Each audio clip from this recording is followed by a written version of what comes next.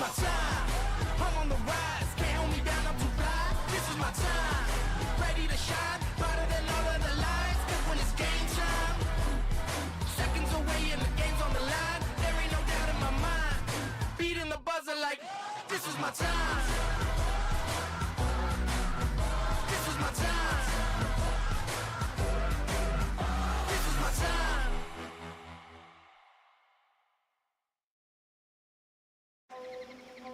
When I share my story, I represent our history, culture, vision.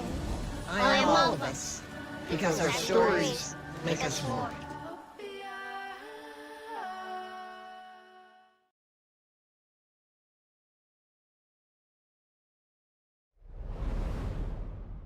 This is my time.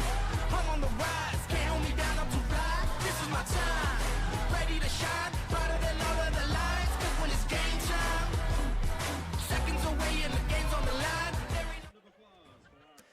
Well, good evening and welcome to Perry F. Lattimore Stadium in Sallisaw, Oklahoma. Hi, Chris Chandler here along with Skip Copeland, and we are preparing for week 2 of district play as the Savages and Black Diamonds clash. And Skip, these are two teams that do not like each other. They're both undefeated in district play, and we expect a hard-hitting football game tonight. Well, I can't speak for them, but I think you're right about one part of it there for sure. We're sitting in the bleachers. We don't want to be presumptuous. That's true. We're sitting in the bleachers tonight. We're a homecoming patsy again, Chris. So I'm going to give them the benefit of the doubt because they had 2 away games and then us and then 2 more away games. It was going to be cold weather by the time they got back home again. So I'm going to give them the benefit of the doubt that they didn't know who they were playing tonight. Yeah, and those schedules are made during the summer, as you mentioned at Durant. Right. That was at that time, as you put it before, Graydon Howell went for 250 yards rushing. It is got to be 2 undefeated teams atop the ranks of 4A4. And, I shouldn't say atop because Broken Bow actually has the plus 15 in the win column. And my understanding is there's only a plus 1 for Sallisaw because they went into overtime, and those points do not count for or against you. It's just a plus 1 or minus 1 depending on who wins the game if you go into OT during district play. That's right. Let's take a look, Chris, if we can, at what's going on. No, that's not the right one, Skip. We'll get you there. Hold on. Here we go. Yeah, here we go. There's the Sallisaw Black Diamonds. They're 4-0 on the season.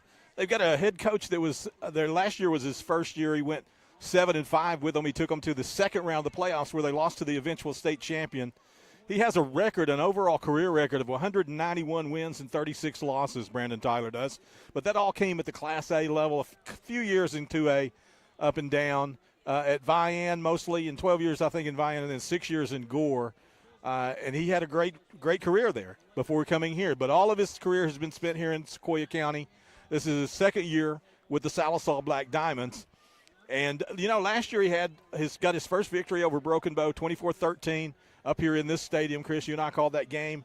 Broken Bow should have won the game. I think we had 4 turnovers in the game, didn't play very well on defense. I think tonight we'll see a completely different game plan, a completely different style of offense, and hopefully a far more physical and aggressive defense than what we saw last year from the Savages. We have a completely different defense, and I watched that game again last night. And again, if you want to watch any of these games here on the YouTube channel, any of the games that are on the Broken Bow Savage YouTube channel, you can go back and watch it. You go back and watch the Sallisaw game from last year tonight. But those games last year, they actually scored. Sallisaw had again, they just won by 11 points, but they scored on a wheel route out of the backfield that they just took down the sideline, beat them to the perimeter. It is a much different defense they're facing this year, as you said, and I think the Savages will be in their face on that kind of thing. The game's going to be won at the line of scrimmage, and I think the Savages are superior this year in that aspect of the game. I absolutely agree. I think up front is where the difference will be. They are a big football team up front, but we are too. We're as big as we've been in quite some time, and our line is playing particularly well. If you look in the middle of our line at Josh McDaniel, tonight you'll see a guard in Camden Jackman who actually started at tackle earlier this season, sustained an injury. We moved Kyler Cubitt out to tackle, and Kyler has been just absolutely a beast since then. He is playing so well on both sides of the ball. He's our game day cover boy today. In fact, Kyler Cubitt is. You'll see him at tackle tonight. We've got Maurice Hoover on the other side as well, and he has we got been the big boys. Stalwart for 2 years for the Savages on that OL. Yeah, we got the big boys on the other side with Reese Hoover at one tackle and Kaplan Burris at the guard on that side. So you'll see the Savages pound the ball in between the tackles, run a lot of that read option with Quinlan Bailey, and just see, can we establish the run against Sallisaw. But really the threat, as you and I both know, is when Graydon Howell has the ball in his hands, which thankfully is every snap. Yeah, he's been stellar this year so far. I quit calling him a sophomore quarterback now, because he has established himself as one of the best quarterbacks in the state of Oklahoma. Overlay. Tremendous. Because it cuts, as I said, tremendous statistical performance. And it's not just the stats. Graydon Howell just cut is that to 2. The leader out field. And one of the things that is really surprising is his I'm not surprised that he is a leader. We're not surprised at his athleticism, but that he is so calm under the rush, having not played football. I mean, people come after him in the backfield. He's playing McAllister, he's playing Durant, he's playing Idabel, and they're going to blitz him. They're going to put pressure on him, and he still is calm, gets loose from a couple of would-be tacklers, and throws the ball downfield with pinpoint accuracy to his receiver. Just a really cool professional veteran in his tonight 5th game as a varsity football player. Isn't that incredible? 5 games. Amazing. Look at those statistics. 55 rushes, 579 yards. You can do the math, but that's 10 yards a carry. He's got 9 rushing touchdowns. He's thrown 82 passes total, 46 of them complete. He's got a better than 50% completion ratio. He's only thrown 3 interceptions in the year. One of them was a big pick 6 that I think he learned a very valuable lesson from. And McAllister, we've seen him make much better decisions since that game. Coach Maverick Lang himself a quarterback, and all the way through his school years, all the way into college at 2 different colleges. Maverick was a quarterback, and he is certainly a great mentor for this young quarterback as well.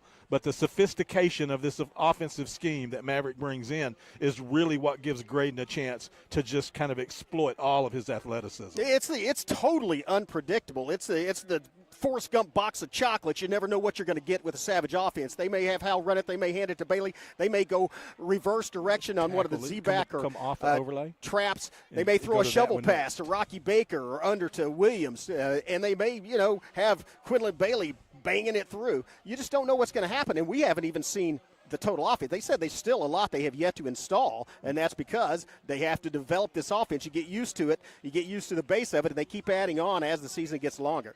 Let's talk about the defense quickly, Chris. We've got as aggressive a defense as we could hope for right now. They are playing so fast, so physical, and they have, at least against this lesser opponent we saw last week, they have eliminated the big play. We didn't give up anything last week. In fact, they barely snapped the ball on our end of the field last week at Glenpool Warriors I'm talking about. Now, in fairness, Glenpool's not a very good football team. Sallisaw is a much better team. We're going to have to step up and play just as well as we did. But what you're going to see from our game plan tonight defensively is going to be very, very similar to what we did to the Idabel Warriors. We're going to try to take the ball, sustain drives, keep the ball out of the hands of their offense, and then we're going to rely on these tacklers that you see on your screen. Quinlan Bailey with 46 tackles. 8 of those are tackles for loss this year.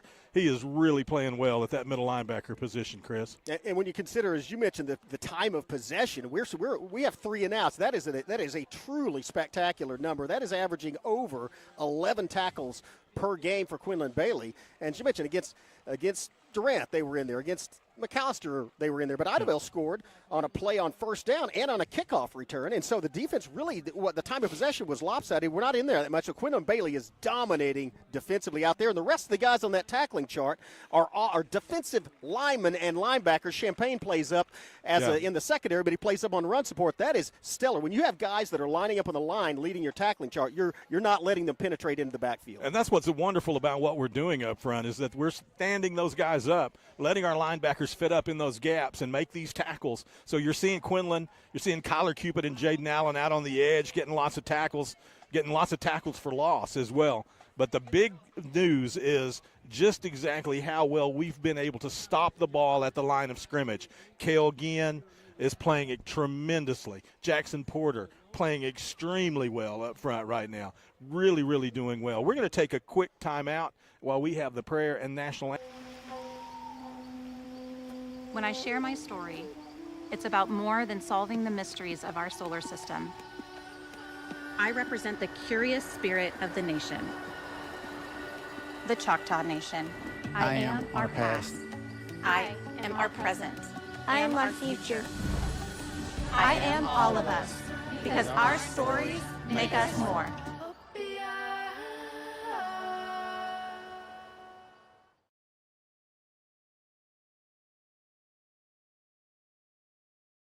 At McCurtain County National Bank, we are continually seeking ways to meet the changing needs of our customers. We offer a full range of services, such as free checking, online and mobile banking, as well as great rates on cabin and construction loans. We're providing results through better service while giving you a greater value for your dollar. Visit us on the web at mcnbonline.com. McCurtain County National Bank in Idabel, Broken Bow, Hochatown, and Valiant. Oh no, are you okay, Mike? Yeah, got a pretty big fender bender here. Don't worry, State Farm's got you covered. That's great to hear. Robin, what's going on? We're gonna get you a tow truck, Mike. Thank you. Real fender bender going on. Fender bender. Fender bender. Fender bender. Fender bender. Everybody remain calm. No reason to panic. Go with the one that's here to help life go right. Jennifer Broadus, State Farm Insurance. Visit our new location at 1605 South Park Drive, 580-584-9184. Also, you're welcome, Jennifer Broadus, State Farm Insurance, a new sponsor. Also, welcome to Russell's Homewares, a new banner sponsor, and Rough Cuts Lawn Care. So, if you see these people along with your other sponsors, make sure and thank them. Tell them you like the ability to watch these savage sporting events from the convenience of your phone or the comfort of your home, and we certainly appreciate them as sponsors of Broken Bow Athletics. Let's give a special shout-out here tonight to Rough Cuts Lawn Care, because they are the reason that we're able to broadcast here from Sallisaw tonight. They also have moonlit cabins in Hochatown, Oklahoma, and they loaned us a hotspot by AT&T so that we could get this broadcast on the air, because we are literally sitting in the bleachers, folks. We had no power to us. We have no internet to us, so we have had to just rig this up the best we can. But thankfully, and thanks to our sponsors for helping us to have the equipment necessary, we're on the air tonight, live streaming from Sallisaw, where the Savages are about to take it to the Black Diamonds. Yeah, we are embedded in the crowd, and so yes, you'll get the full crowd noise effect here on tonight's live stream. I will tell captains lined up. I will tell you in advance that you're probably going to see the camera shake tonight. We're on aluminum bleachers, and we're in the middle of the crowd. So when they get up and stomp their feet and move, the camera's going to shake a little bit, and we apologize for that. That's actually we're just adding a little football experience to it. It's like in the 70s when they came out with Sense Around in the theater when you saw roller coasters or whatever. You see the coaching staff coming out onto the field here waiting on their team as the captains make their way to midfield. Maverick Lang and his staff really doing a wonderful job this year. Deuce Lee and his 34 years of experience, Rick Lang's 35 years, Gary Qualls has 25 years of experience.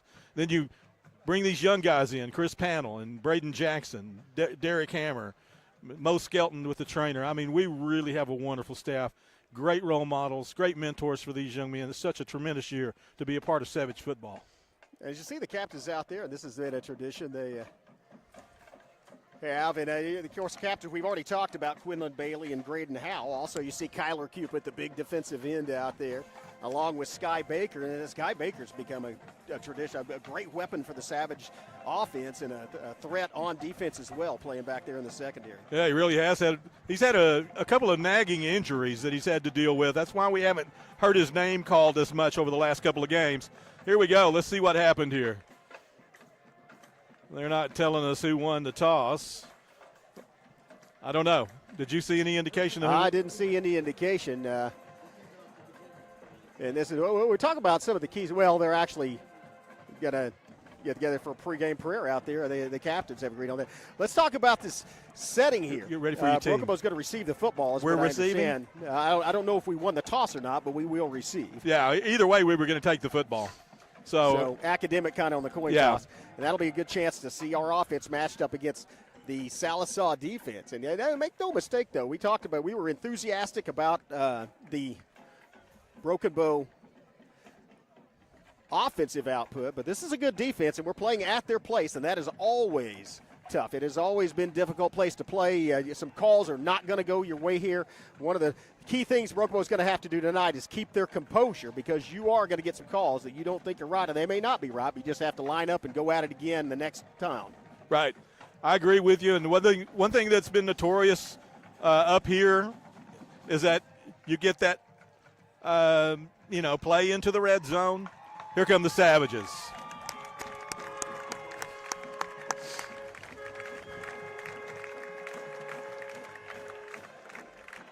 It's recording. Yeah, they look pumped up. They are excited about this football game. Again, we are in the stands, and we are on a hot spot. And so if at some point this broadcast does go off the air or starts to pivot, keep in mind we are recording it. So not only can you watch it later, but if it is a little shaky, or if we don't have a quality live stream, in other words, if the live stream is not up as much, we will upload the recording, and so you can watch it after the fact, probably around 2 o'clock in the morning this morning. Hopefully that doesn't happen. I'm going to be the optimist and say we're not going to have to worry about that. All right. Here come the Black Diamonds. And there's some fireworks going off over the stadium.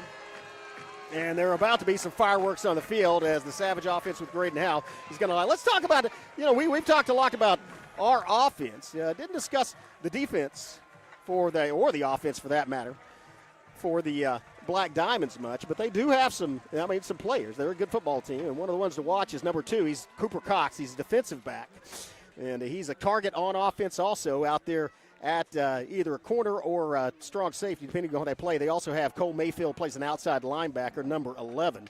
But expect those guys to see a lot of action, number 2, along with number 5, Cooper Jackson. But as we talked about, the key is going to be up front.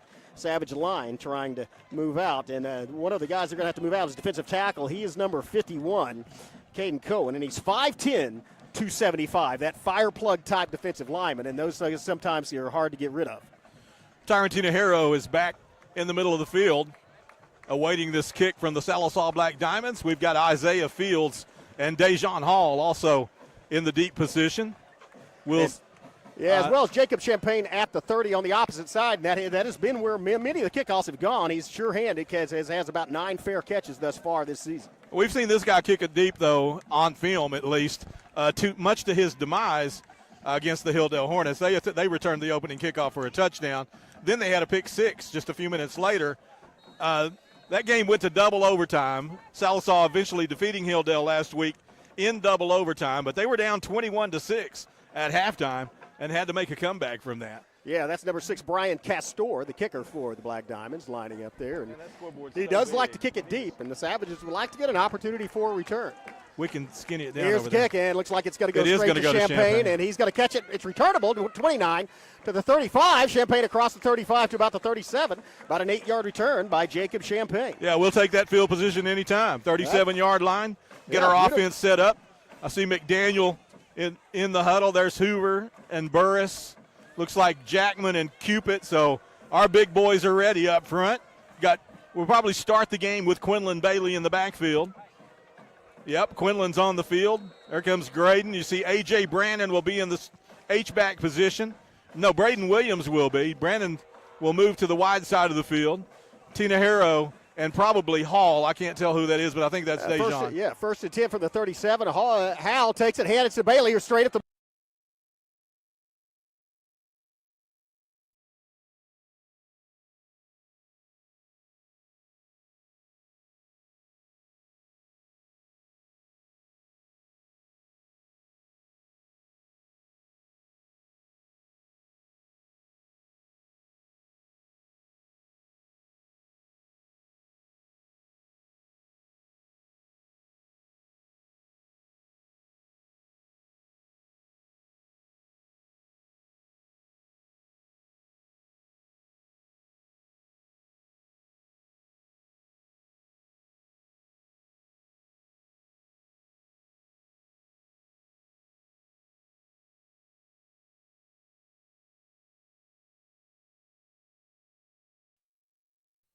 ball was in the air, but that brings up 3rd and 11 for Brokobo. I don't think Graydon had a great grip on that ball. It looked like it came out of his hand a little loose.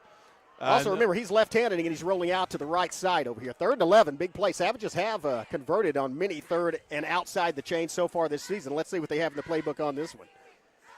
Looks like they're getting a call from the sideline. Again, it is rolling outside. Has Bailey back to help with protection. And watch out. It's whoa! Graydon Howell!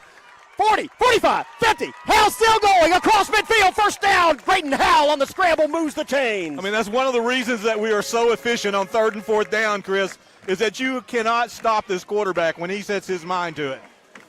That's a big gain on 3rd and long. Here the Savages move the chains, set up in Sallisaw into the field, 1st and 10. And so once again, the Savages have converted on 3rd and outside the chains on their first drive. Tremendous play, Graydon Howell, 1st and 10 for the 44-yard line. As Rocky Baker's in at the slot this time, they're going to hand it, and it's looking for outside. Here comes Bailey getting outside, 45-40. Good yardage on first down as Bailey crashes down inside the 40-yard line. Yeah, that's just power football. They brought Rocky Baker in, brought the big boys out on the pull. You saw them coming at you on the camera there, running straight for you. And Bailey just followed the big boys in, got as much as he could. About 5 yards there on first down. We'll take that every time. And they kind of knew it was coming as they had Rocky Baker out. As mentioned, still could not penetrate, and the Savages pick up 6 yards on first down. So that brings up a 2nd and 4. Howell back in the backfield once again. It's going to be a fake. Howell on the keeper. Watch out. It's Graydon Howell, 20-35, and slides down. First down. He gets enough for the first down and protects himself. So that will get the Savages move the chains for the 2nd consecutive time, and this drive is rolling. So we'll see if we can. And they're going to send. Looks like they're going to send as far as we'll go. Champagne to the far side. Along with, who's the other receiver out there with Champagne and Twins? Is that Hall or no, that's 16. That's Khalil Flagg. That's Khalil Flagg. Yeah. Hall, the sole receiver, out to the near side. Then they're going to flip Baker over to the other side on the slide. It's going to be a fake play action. Here's a pass out in the flats. Caught by Baker. Baker down to the 20, 15, down inside the 10-yard line. They faked it and then sent Baker out just in the flat. A beautiful pass. Nice touch on it. Look, these guys have to execute, Chris. The linemen have to be able to give him time, and the quarterback and receiver have to execute those things, but you've got to credit the coach right there. That is a beautifully designed play for a first down. And a great catch. A good throw by Howell, blowing it out there, and a great catch, just pulling it in. Baker maintained his momentum, crashed inside the 10-yard. Here we are in the red just zone. Outside the 10-yard I don't line. want to jinx us, but let's watch the red zone here and make sure we don't get a penalty call. Yeah, right it now. actually is. They think Savages can get a first down just inside the 2-yard line. I think they're about 11.5. Once again, same formation. Fake the handoff. Now it's Howell. Has some pressure. Oh, nice pickup. Nice block. Howell. There's our jump penalty. throw. Did he catch it? That was Howell leapt off the ground. I don't know. So there's penalty flags. Yeah, that doesn't matter if it would have been caught because that's probably coming back for holding. You get first down in the red zone in Sallisaw. Yeah, you kind of expect it, don't you? I mean, it's not. I don't say it because, well. Yeah, that was a Howell a la Tim Tebow, the jump pass, trying to find the open receiver. You know, when the quarterback jumps too, it does distract the secondary. That's an added thing as well as getting a better view. But that's going to put it all the way back. 1st and 20. To the 20, let's call it the 21-yard line. So 1st and 20, replay that down, but from outside the red zone, as Skip mentioned. Bailey still in the backfield with Howell. Here's Howell, play action, looking downfield. Howell has some pressure. Howell throws it, and it's caught! Howell into the end zone! Hall came across the middle, and he was fouled by Howell. Touchdown, Broken Bow. And there ain't no flags. Yeah, there ain't no flags. That was an incredibly impressive drive. It really was. 63 yards straight down the field. Yeah, 8 minutes and 50 seconds left here in the first period. Savages did exactly what they wanted to do. Took the football on the opening drive, pushed it down the field, pushed it into the end zone, and now Victor on to try to give us that 7th point here. Skelton, the holder, holds good. Kick is up, splits the upright, 7-0 Savages. 8:50 left. That took 3 minutes and 10 seconds. They marched 63 yards downfield. They lead 7-0.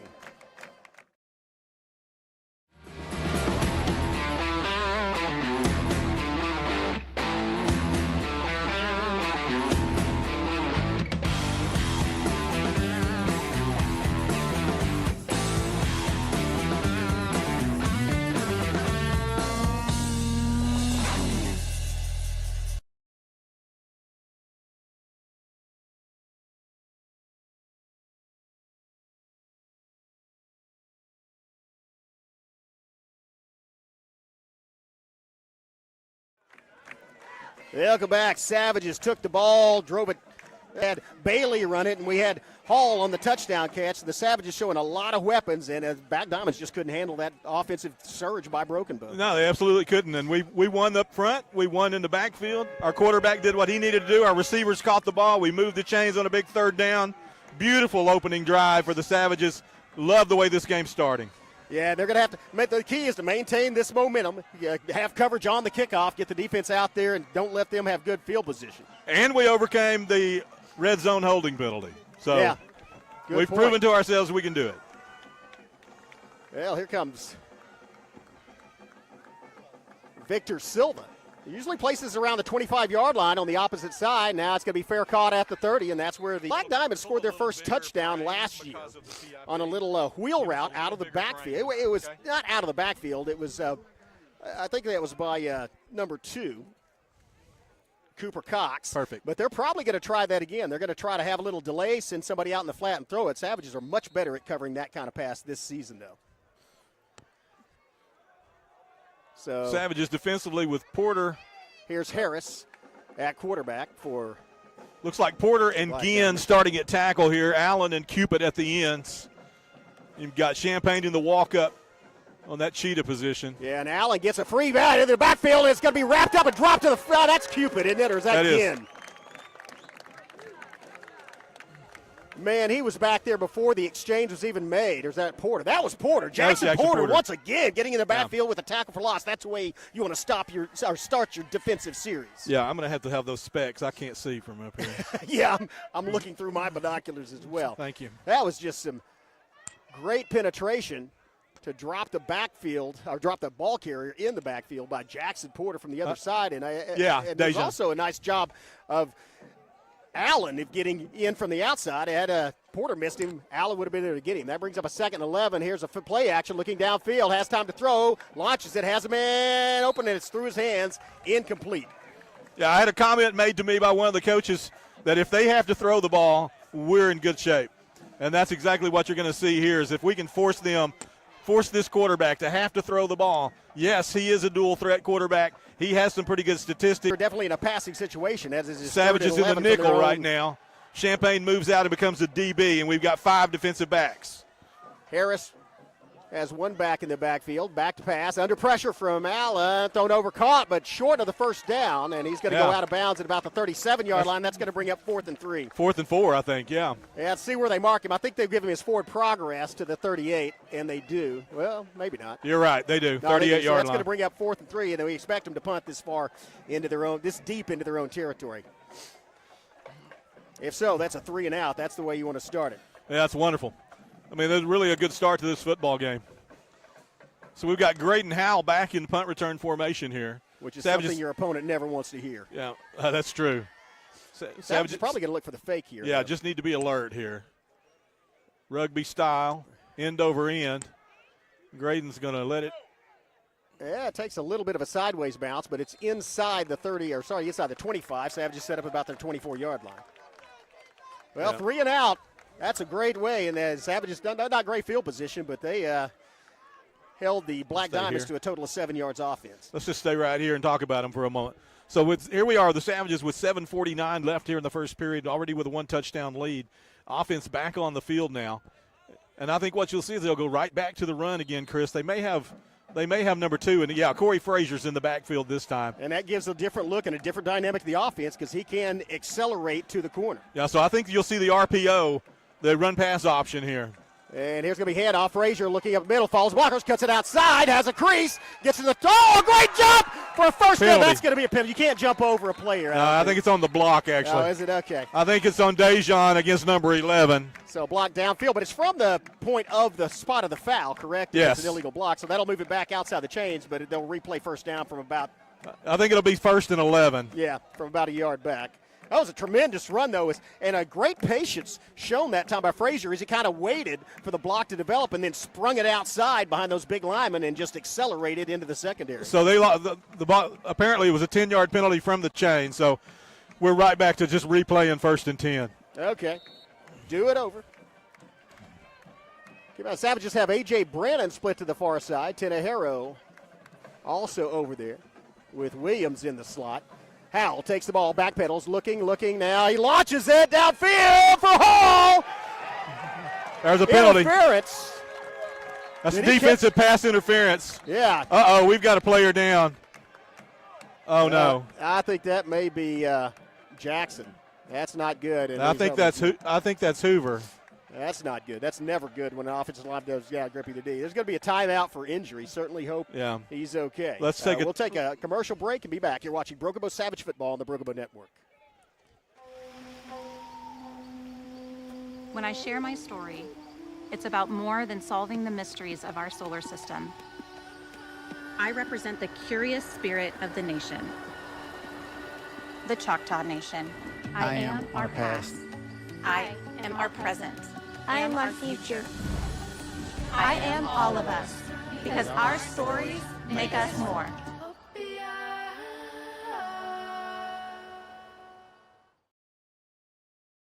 At McCurtain County National Bank, we are continually seeking ways to meet the changing needs of our customers. We offer a full range of services such as free checking, online and mobile banking, as well as great rates on cabin and construction loans. We're providing results through better service while giving you a greater value for your dollar. Visit us on the web at mcnbonline.com. McCurtain County National Bank in Idabel, Broken Bow, Hochatown, and Valiant.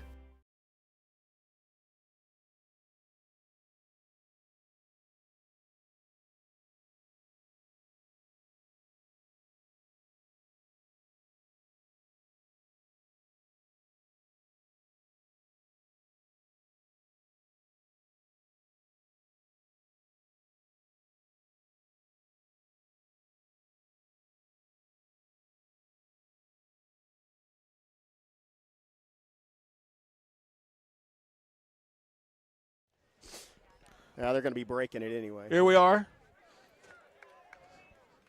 So we've got 7:25 there. Not sure what was supposed to happen there. I think Porter probably was supposed to pull out and pick up that edge block. And, he's a substitution in the game. So you really do lose a lot. When you lose a starting O-lineman. 2-year starter. I don't think people understand how important it is to have continuity up there. Yeah, well, this brings up a 3rd and 5, so Savage is inside the chains on 3rd down. May have a situation where they want Graydon Howe to have an option, and that is it's complete to Williams. He falls forward just short of the first down, about a yard or two. He's not quite there. He's going to be a yard short. Yeah, it's about to the 47-48, and that's going to bring up a 4th. And it's like maybe decision time. I think it's 2 yards short. The way the defense is playing, I would expect the Savages I don't think Maverick Lang's even going to hesitate here. He's going to run the ball. He's going after that first down. Well, I don't know if it's a run or not. He may run them up there and just try a hard count to get him to jump off sides, and they may do it. I don't know. He's the kind of coach that's probably going to snap the football. Well, once again, it's Bailey in the backfield, and they're going to switch Williams and Champagne over. We're going to go with Bailey to power. Football. It may be a student body. Now we're going to punt. Yeah, and they got the wrong team to jump on that. Savages get the flag. That's going to put them back in, turn a 4th and 2 into 4th and 7, and now, as you said, they will punt, Skip.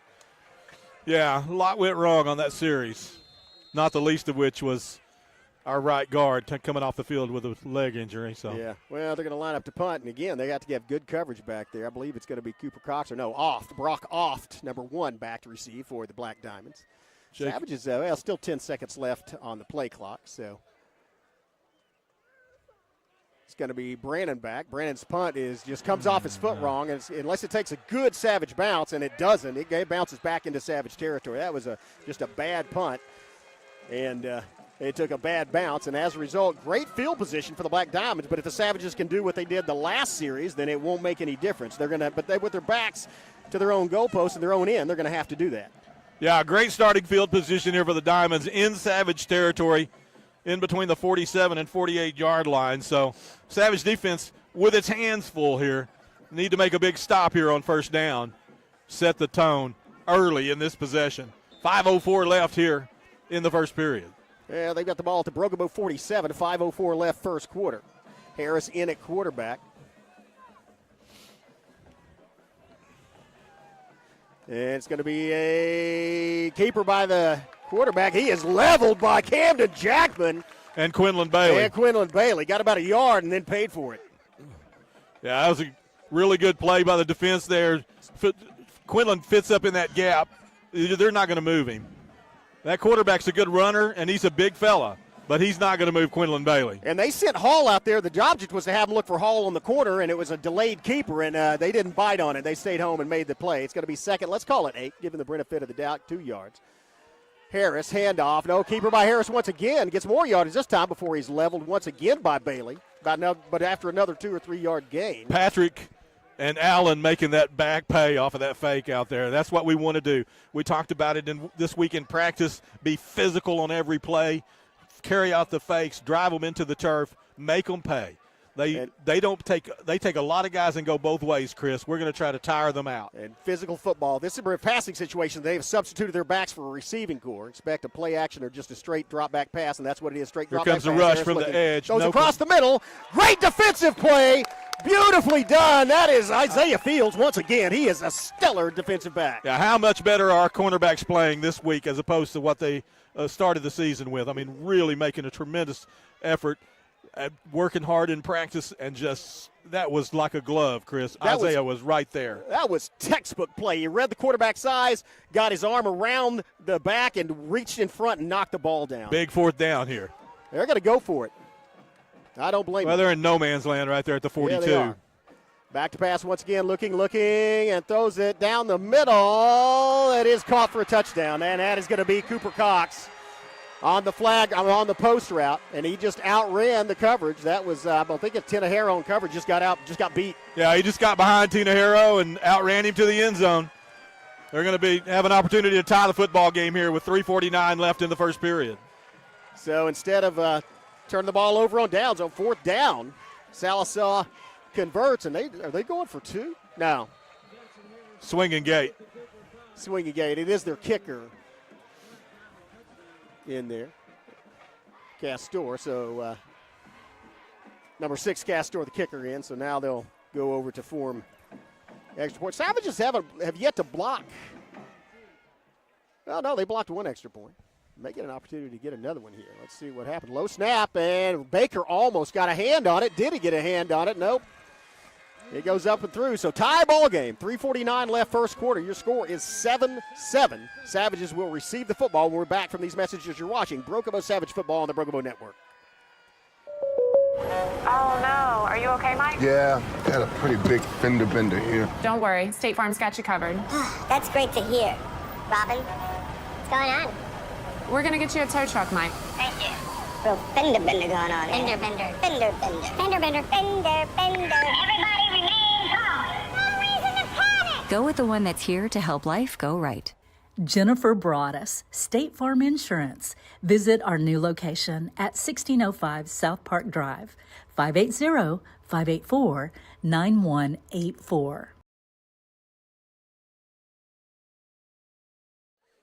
And welcome back to Perry F. Lattimore Stadium, all tied at 7.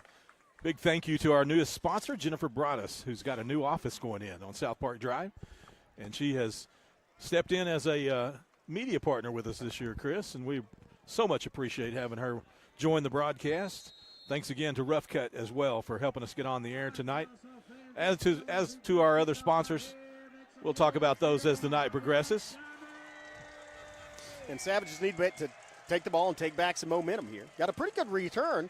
Not a long return, but set the Savages up in good field position last time from Jacob Champagne. See if he has an opportunity to do it again. He's going to field it at the 28-yard line. Watch out. There may be a wall. Champagne has an opportunity to make a great return. Champagne to the 40.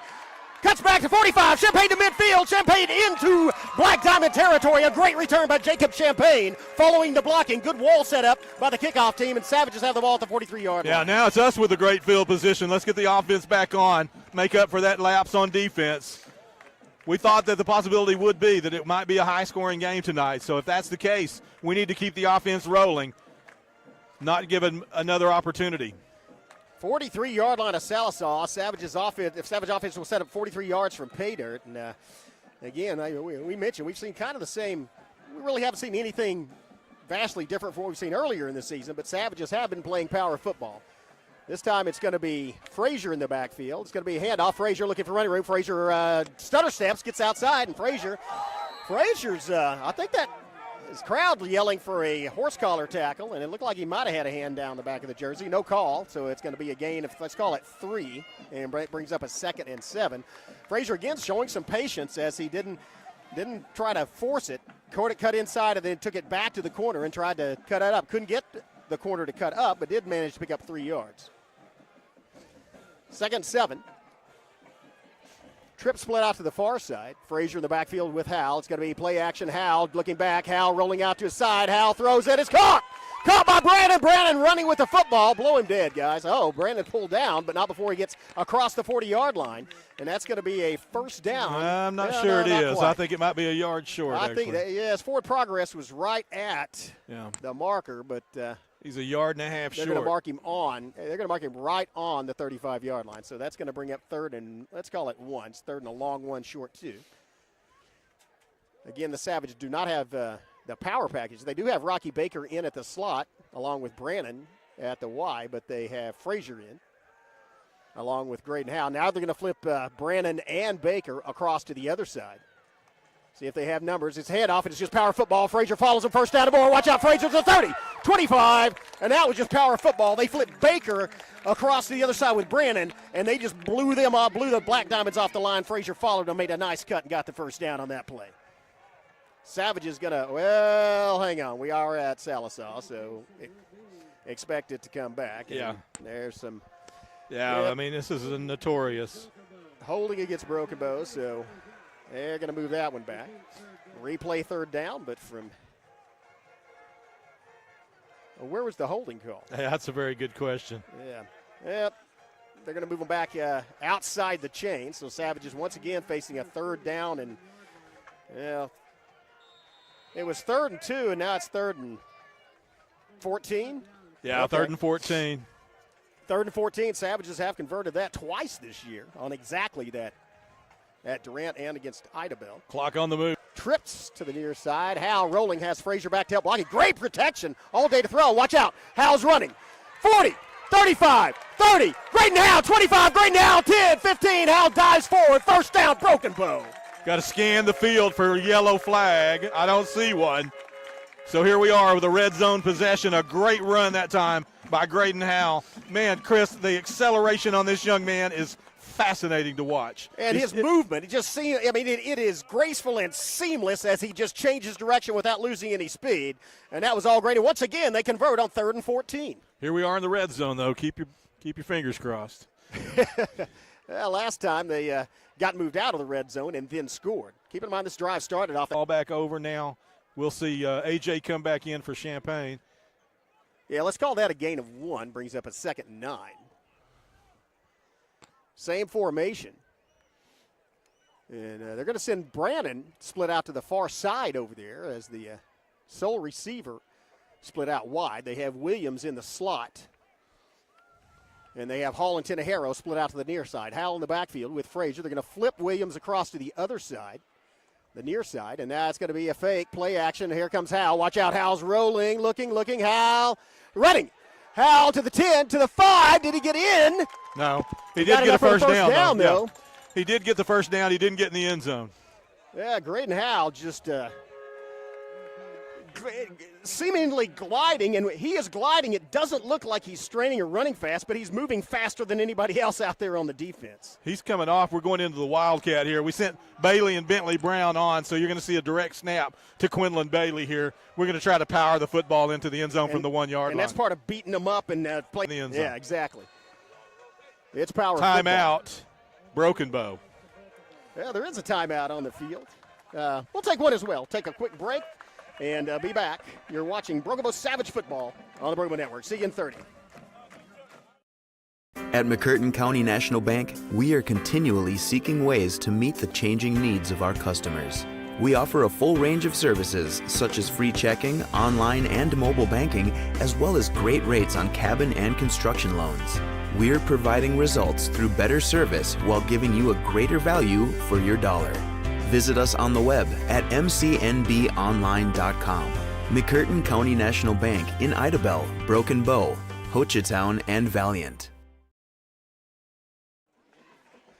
Yeah, Savages retaking the field after that timeout. It is power football. They've got Yeah, got Bentley Brown in there kind of in a slot, and they put Kyler Cupid in as a back as a lead blocker. Yeah, we're about to bruise somebody right here. Oh, man, you're going to have a lot of Broken Bow Savages, a lot of beef coming at you. It's going to be a direct snap to Bailey, and expect him to run it just maybe right up the middle. He's going to follow them inside and still pushing. He stopped right at the line of scrimmage. So those were two linebackers, or one might have been a strong safety. Yeah, one of them was a strong safety. So what they did, Chris, they put 8 up in the box. They saw where we were coming from. There it is on the screen, yeah. So yeah, you're right. They are pounding against him. So clock ticking down to 40. They're going to have to run at least one more play here in the first quarter. It's tied 7-7. So we put Hal and Frazier back in the huddle here. So yeah. Maybe decided we were telegraphing with the power football. So now it's going to be Graydon Howell in the backfield. Champagne and Williams flip to the other side. Frazier the sole back. And it's going to be Graydon Howell following to the other side. Graydon Howell looking to make the corner. Cuts back. Graydon Howell somehow makes a double move. Graydon Howell.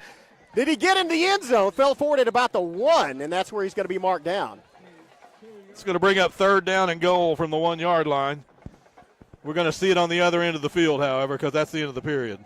Well, yeah, that's it for the first quarter of play. It's going to be 3rd and goal for the Broken Bow Savages from the, let's call it the 1-yard line, 1.5. After 1 quarter of play, it's Broken Bow 7, Sallisaw 7, but the Savages are threatening. We'll take a break. We'll be back with second quarter action. You're watching Broken Bow Savage football on the Broken Bow Network. When I share my story, it's about more than building an inspirational space for artists. I represent the creative spirit of the nation, the Choctaw Nation. I am our history. I am our culture. I am our vision. I am all of us. Because our stories make us more.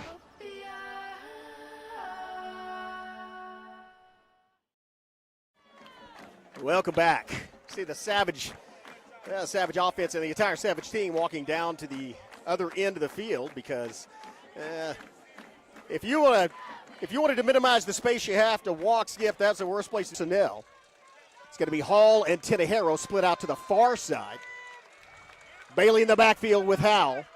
Baker in the slot. It's going to be Howell following Bailey. Howell looking for getting the end zone. Howell sprinting to the side. Howell easily scoots into the end zone. Touchdown, Broken Bow. Yeah, that's what we need.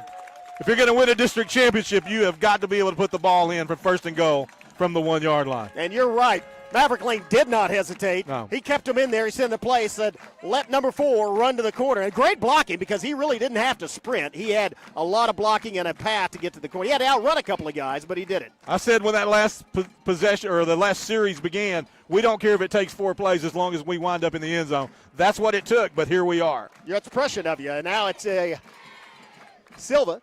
Yeah, and it's a good snap, good hold. Kick splits the uprights, 14-7, Broken Bow. 11:02 left in the half. Savages will kick off with a 7-point lead when we come back. You're watching Broken Bow Savage football on the Broken Bow Network. See you in 30.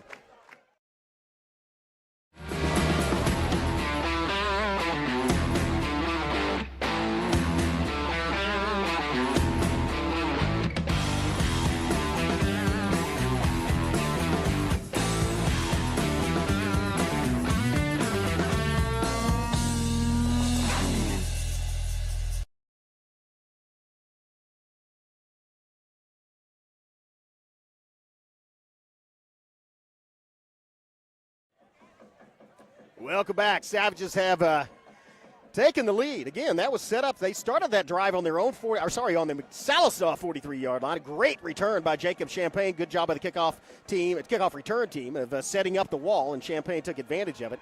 Now the kickoff team is going to kick off to Sallisaw. Sallisaw caught the last kickoff at about the 30-yard line, so maybe expect that. And again, Skip, the difference in the Savage kickoff and Sallisaw's is that Victor Silva's putting a lot more hang time on it and giving the coverage time to get down there.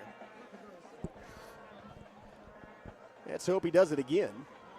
Here's Silva. He has his team lined up. And here comes the kick. High. It comes more down the middle this time. Could be returnable. And it's going to be off running to the far side, looking for gap. Taken down violently, but not until he gets past the 40-yard line. So they're going to set up shop at about the 41 or 42. Dejan Hall getting up off the tackle along with Kalel Flagg. Yeah, it looked like Bentley Brown coming in late. as well. Yep. Good physical tackle. They got decent field position here, the 42-yard line in their own territory. And I expect them to try to throw it long, the long ball, because that's what worked for them on that fourth down conversion last time. So I think they'll go right back to that. Here's Harris in the backfield.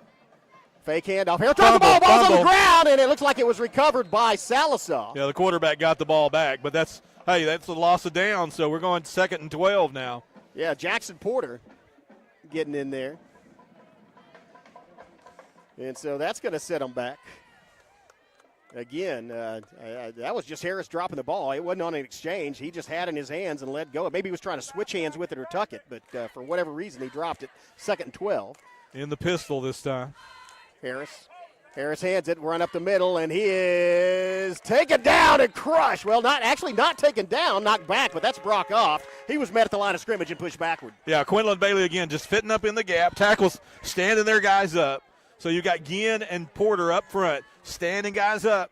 Middle linebacker fitting in the gap, and there's just nowhere for them to go. That brings up a 3rd, and let's call it 11. It's just outside the chain. Savage need to get some pressure. This is most likely a passing play, and it'd be nice to get some pressure on the quarterback. Here's the play action, throws it out across the middle, and there's a collision. But I believe the receiver ran into our defensive back. Yeah, that's going to be a pass interference call either way, but, I mean, that was instantaneous contact. But we were on the road, so expect those kind of calls. If this is a 10-yard penalty, it's not enough for a first down because it's outside the chains. Unless it's an automatic first down on pass interference, that would not be a first down. It's going to be 3rd and about, half a foot. But yeah, folks. Okay, so I guess it's a 15-yard. Yeah, it's a 15-yard pass interference. I need to get an updated rule book. Pass interference, 15 yards. Yeah. Well, that's going to give them a first down on penalty in Savage territory. Harris in the backfield with, I believe, Oft. They're going to fake it to Oft. Harris keeper. Harris looking for running room. Doesn't get much. He gets dropped down.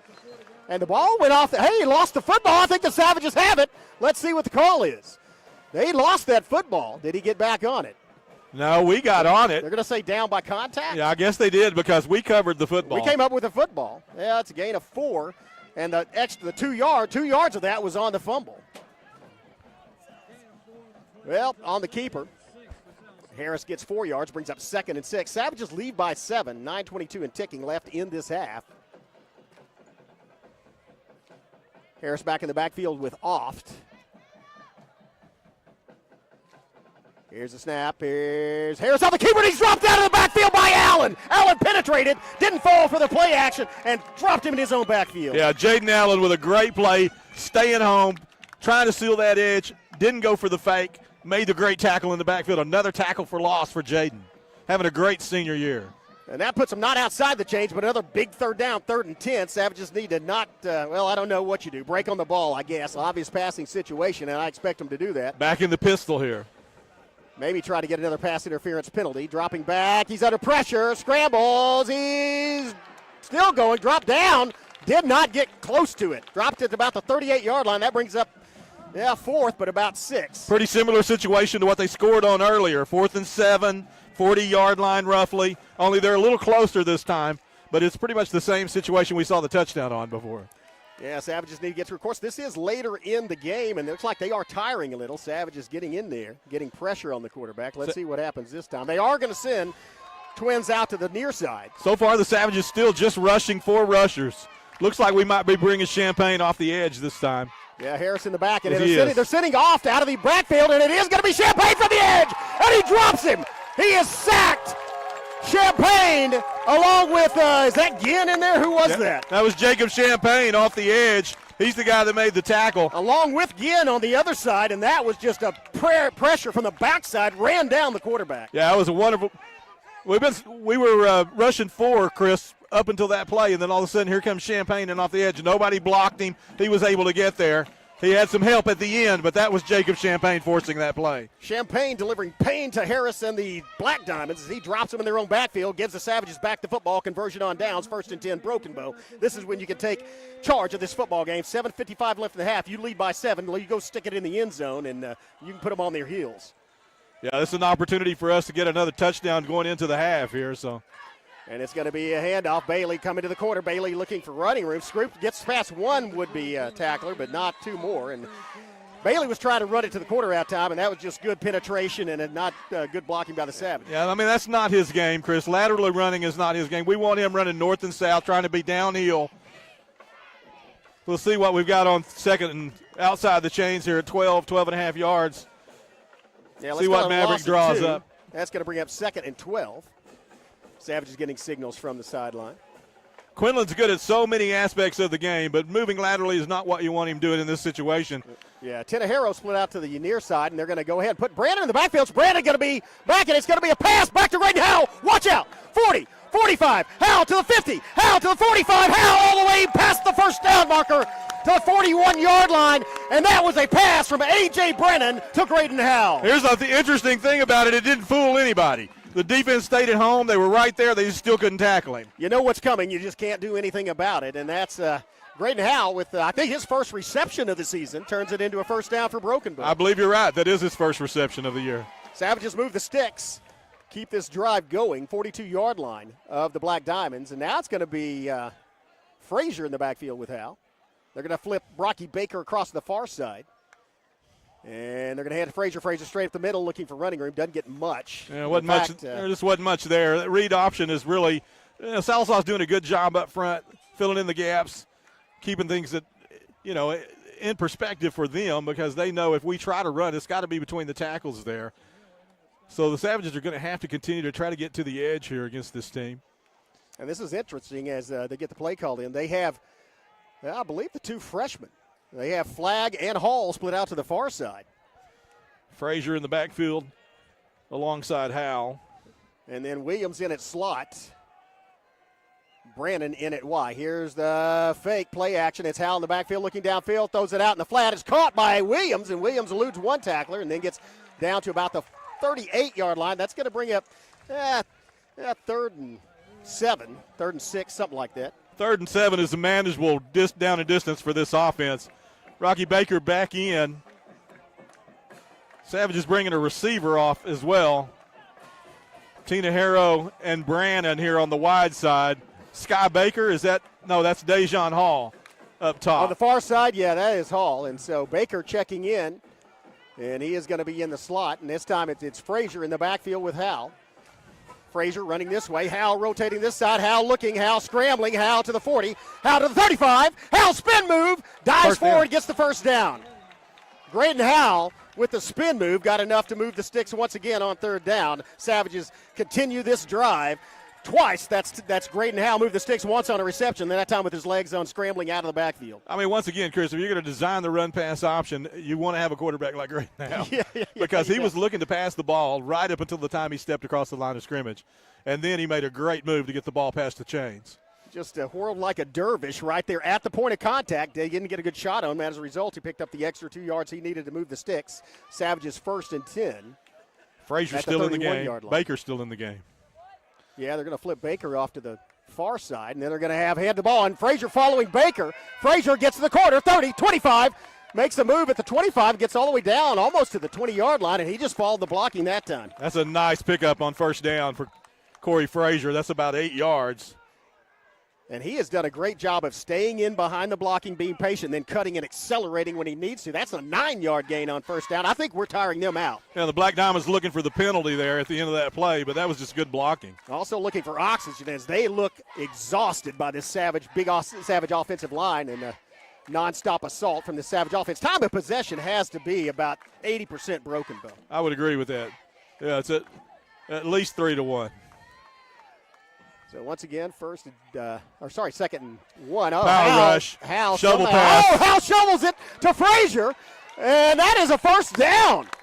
And that is, I don't know if that was intentional or not. That was just an improv. It has been Frazier shovel pass or lateraling it to Hal a couple of times, but he had to cover. That time he turned the tables and got it to Frazier. So part of Frazier's role there, Chris, is as a safety valve. So when they bring those two edge rushers hard like that and we can't pick them both up, Graydon has an option to get the ball out to Corey in the flat, and that's exactly what you saw that time, just a little safety valve. It was designed, but it was not intentional. And that was a tremendous effort as he just accelerated, and they are tired. You can tell that the Black Diamonds are exhausted. They can't pursue outside. Savages may take advantage of that on this play. 1st and 10. Clock under 4 minutes now. And the Savages in the red zone. Here's Howell. Watch out. Here's Howell running, and he's got a big crease. Great 10, block. 5, makes a move. Touchdown, Broken Bow. Tyron Tinahero with a great block out there, Chris. Stock block that gave Howell that last 10 yards for the touchdown.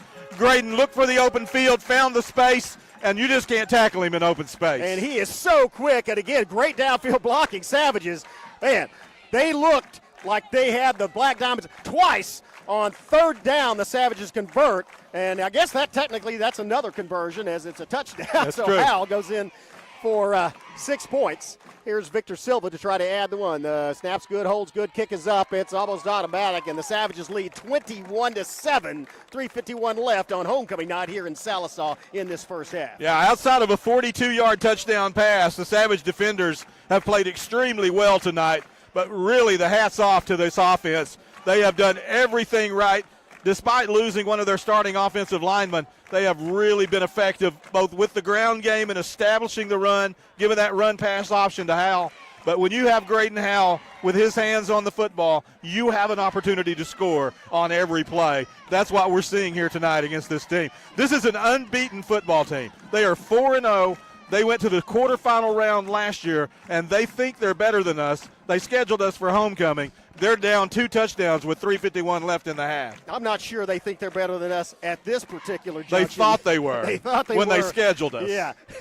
I don't know if I have a feeling that is no longer true.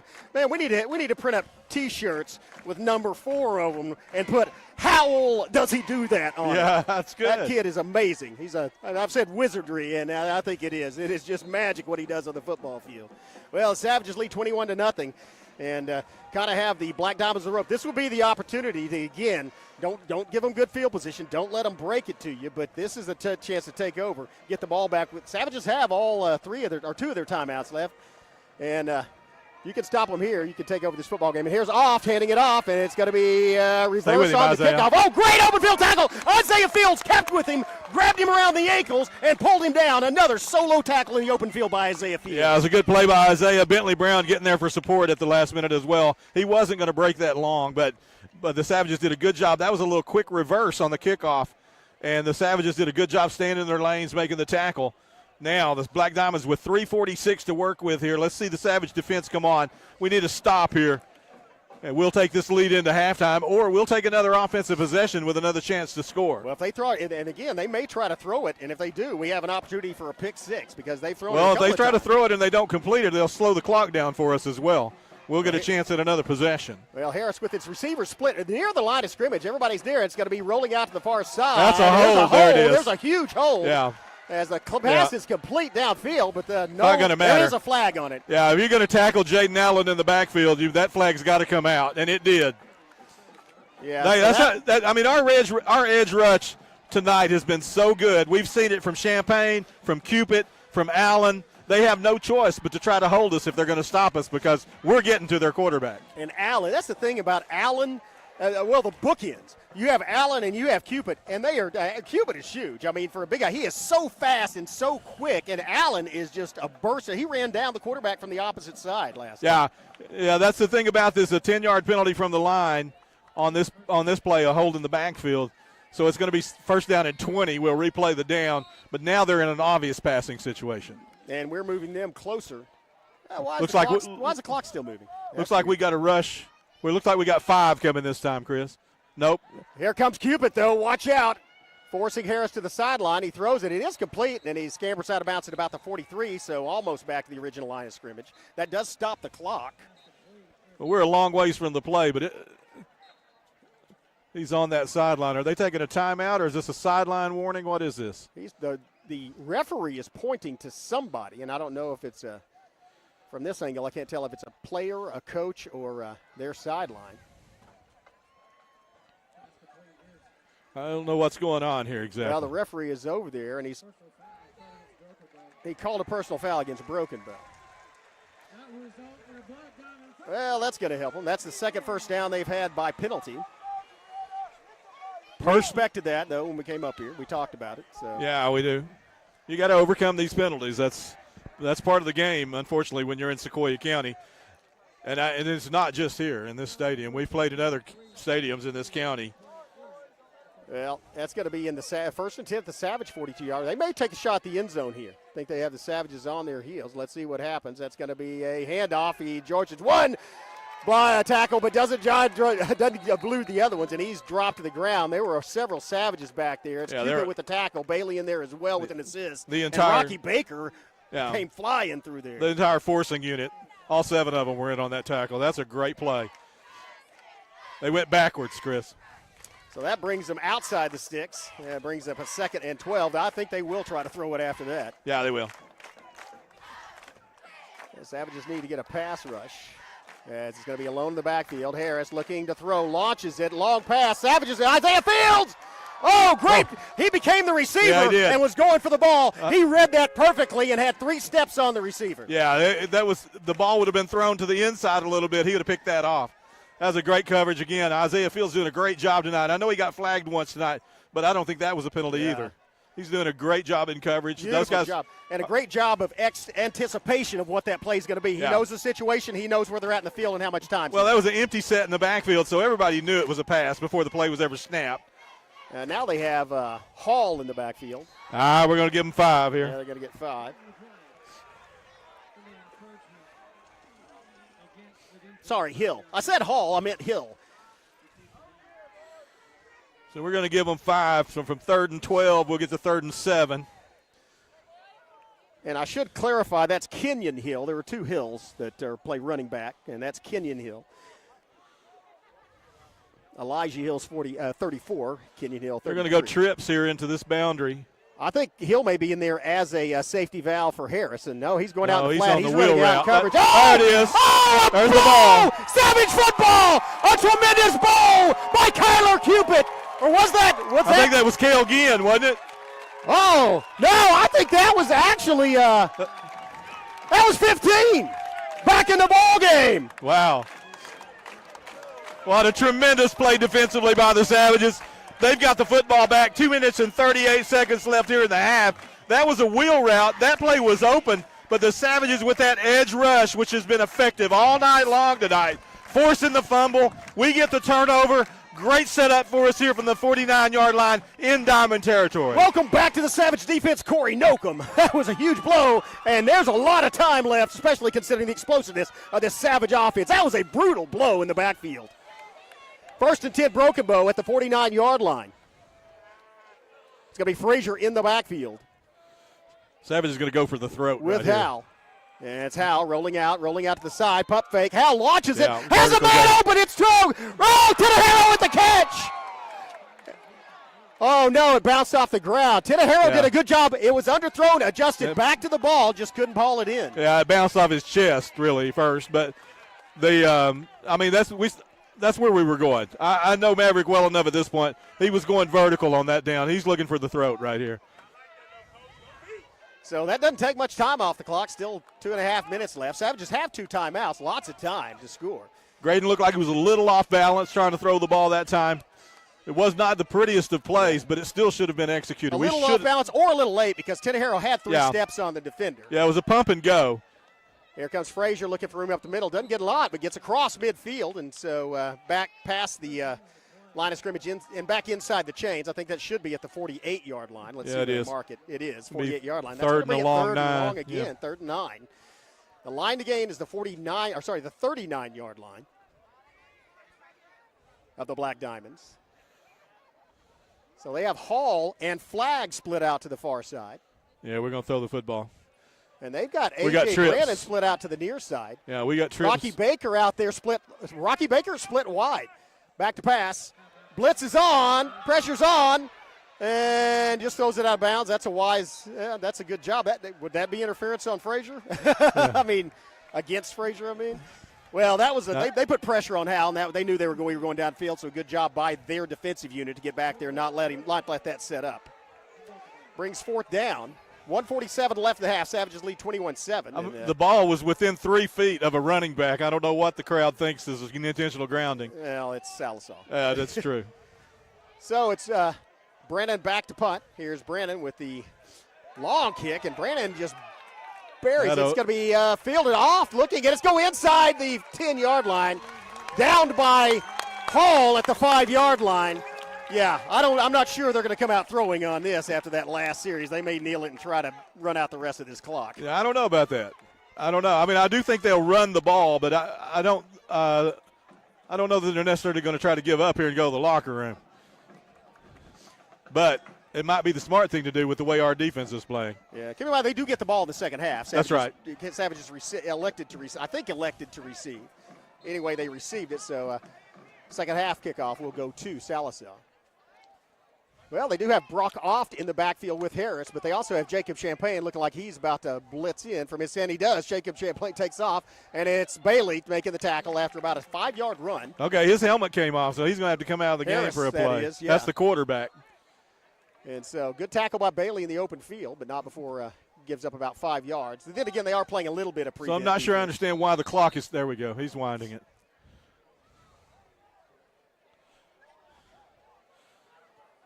Yeah, we got a backup quarterback in the game here. Yeah, so Harris does come out. I think that's Adams that is the backup quarterback for Sallisaw. In the pistol. They're going to hand it to Hill, I bet. No, they throw it. Look at this. Look at this. Picked off. They tried the little fake, and it doesn't. It backfires on them. That's a quick reaction by Broken Bow. Savages with a beautiful interception. Jacob Champagne with the pick, Chris. He that tipped is the ball almost his second pick six of the year. He tipped the ball to himself. He was in a great position there. Savages now with the ball at the 10-yard line. 1:06 left. A chance to really put a dagger in the Black Diamonds. That's just a bad decision by the Sallisaw coach. You got a backup quarterback in. You're against in your own end zone. And you try to throw the ball against this defense. Well, the Savages now have an opportunity to go up by 21 as the offense goes in, and they do have an opportunity. Well, no, they're going to have to. I guess it is first and goal from the 10. Yeah, it is. Yeah, from the 10-yard line. So the goal line is 10 yards away. Here's handoff. Bailey looking at room up the middle. Bailey falls down. Tries to push himself back up. Under a minute left. Savages with 2 timeouts left. Yeah. So Maverick's probably going to try to get a play in here, no huddle, and then he'll take the timeout. See the Coach Mav gesticulating to the offense, like, hurry up, get back up there. We have time to run 3 more plays. 45 seconds left here in the half. 22 on the play clock. And there's Bailey in the backfield with Howell. Hall split out to the far side. Fake handoff to Bailey. Play action. Throw by Howell. Caught by dropped by Rocky Baker. And that's 6 points, man. That is definitely 6 points. Beautiful pass. Beautiful. Great play calling. Wide open. Two drops here on these last 2 series, Chris. That does stop the clock at 31.6. 2 plays left. 1 play left to get a touchdown. I think if they don't, they'll send in the field goal unit. Yeah, I think Rocky looked at the goal line a little too quickly that time. The ball went right through his hands. Well, they're going to send Tenahero out to the far side this time. They have Williams in the slot. Bailey. And play clock's down to 10. Savages may have to call a timeout here. Got 31 seconds left on the game clock here. Brandon split out wide. What's happening? Looks like they want a timeout. Sallisaw wants a timeout. I think Sallisaw wants a timeout because they split Bailey out here. Let's take a quick break. Okay. Let's take a. When I share my story, it's about more than building an inspirational space for artists. I represent the creative spirit of the nation, the Choctaw Nation. I am our history. I am our culture. I am our vision. I am all of us. Because our stories make us more.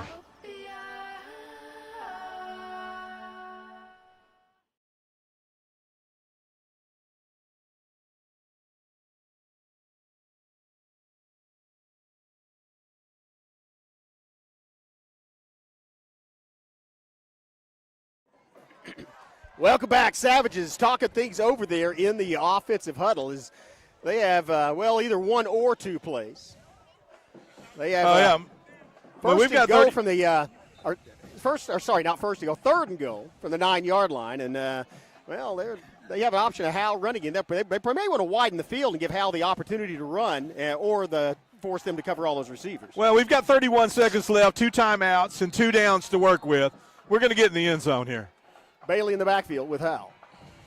Hall split out the far side, looking for Hall. Now it's going to be good pick up by Bailey, and it's going to be Howell taking off, throws the ball, touchdown, Howell to Hall! That was a beautiful pass. That was a sidearm pass by Graydon Howell, and Hall went out to the corner and then came back across the end zone. Yeah, that was a little Pat Mahomes style pass there, and he found that crossing route with Dejon Hall. Dejon with his second touchdown of the ball game. Man, huge game for the freshman, huge game for the Savages. They go up 20 and an opportunity to make a 21-point lead over the Sallisaw Black Diamonds with 25.1 seconds left in the first half. Skelton to hold.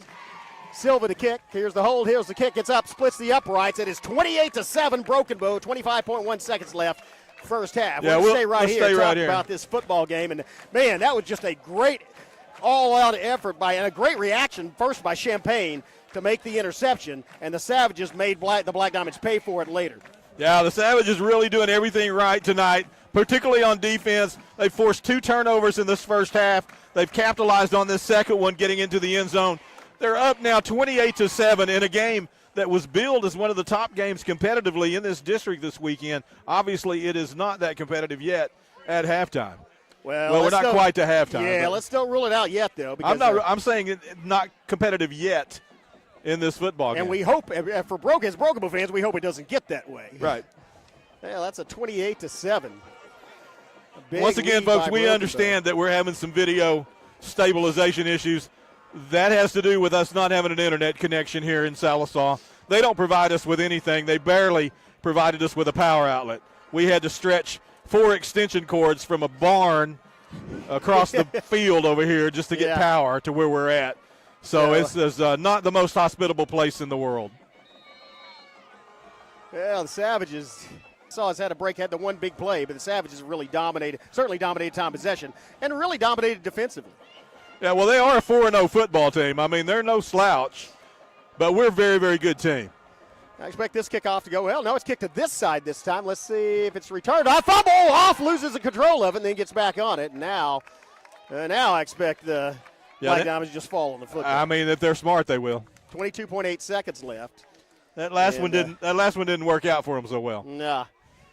And that was Brock Off making attempting to make the return, but it went right through his hands, bounced off his chest on the ground. He falls back on it, and so that's going to be 1st and 10 for the Black Diamonds, but from their own 33-yard line. Yeah, Savages probably just need to play prevent, don't let anybody get behind you. Make sure you tackle if they're going to have Harris back in at quarterback. Off in the backfield, hand off up the middle, off looking for running room. Watch out, he can run. Trying to get outside, and then he goes scampers out of bounds with 16.7. They move the chains. Yeah. And, well, now with that field position, they may take a couple of shots at the end zone and look for an interference penalty. It helped them last time. That's kind of what I expect. Of course, they're also taking the danger that the Savages will have a blitz on and knock them down in their own backfield or create another fumble. Yeah, that's the Brock Oft is a really quick football player, Chris. That was a good run to the outside.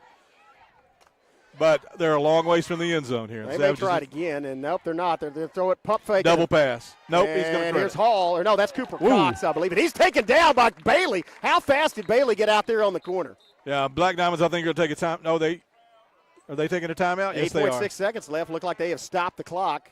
Maybe going to talk things over about taking a shot at the end zone. Well, I kind of don't. Actually, I don't blame them here. They're at midfield.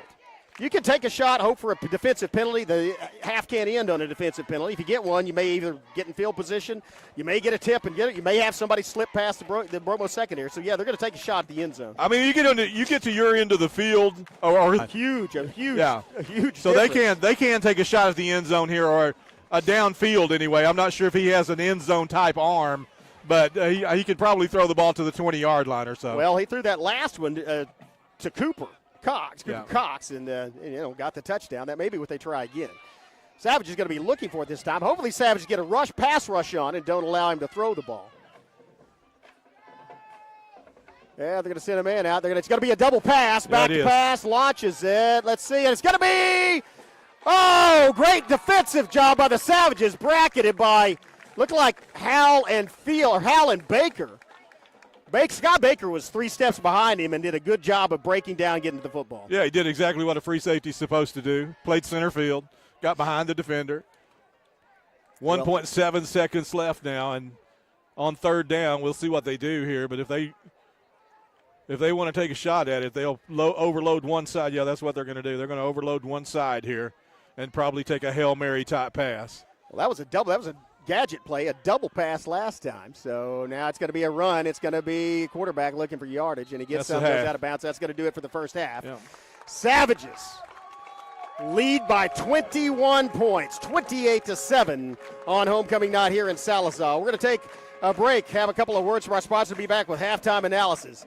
Savages having a big night tonight in Sallisaw. You're watching Broken Savage Football on the Broken Network. See you in about 2 minutes.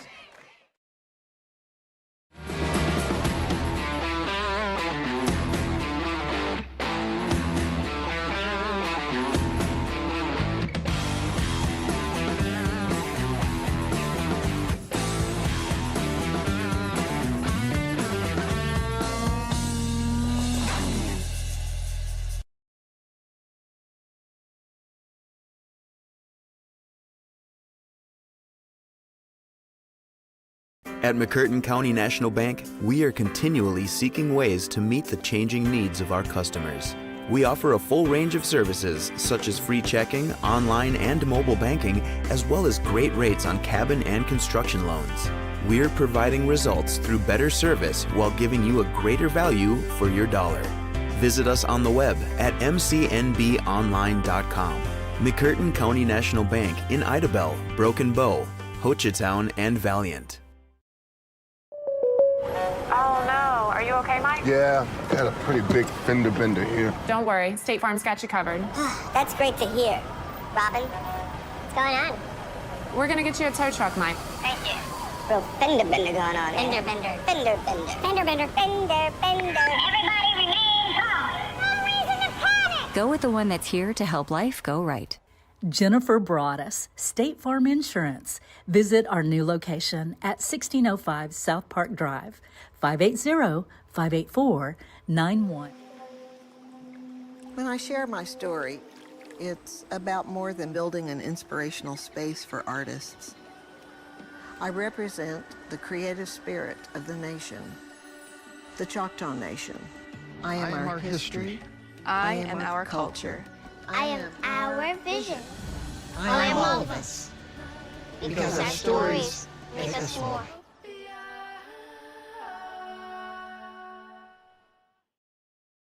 Resource issue, I don't think. And welcome back. Here at halftime, the Broken Bow Savages, really the dominant team here in the first half, as we expected the Savages to play well. Chris, I don't know if I expected them to play this well. Defensively, they are really showing out tonight. That pass rush has been intense. From the edge, both of those edge rushers have done their job. Those interior guys are standing up there, the block in front of them, and those linebackers fitting in the gaps. The Savages just doing everything right.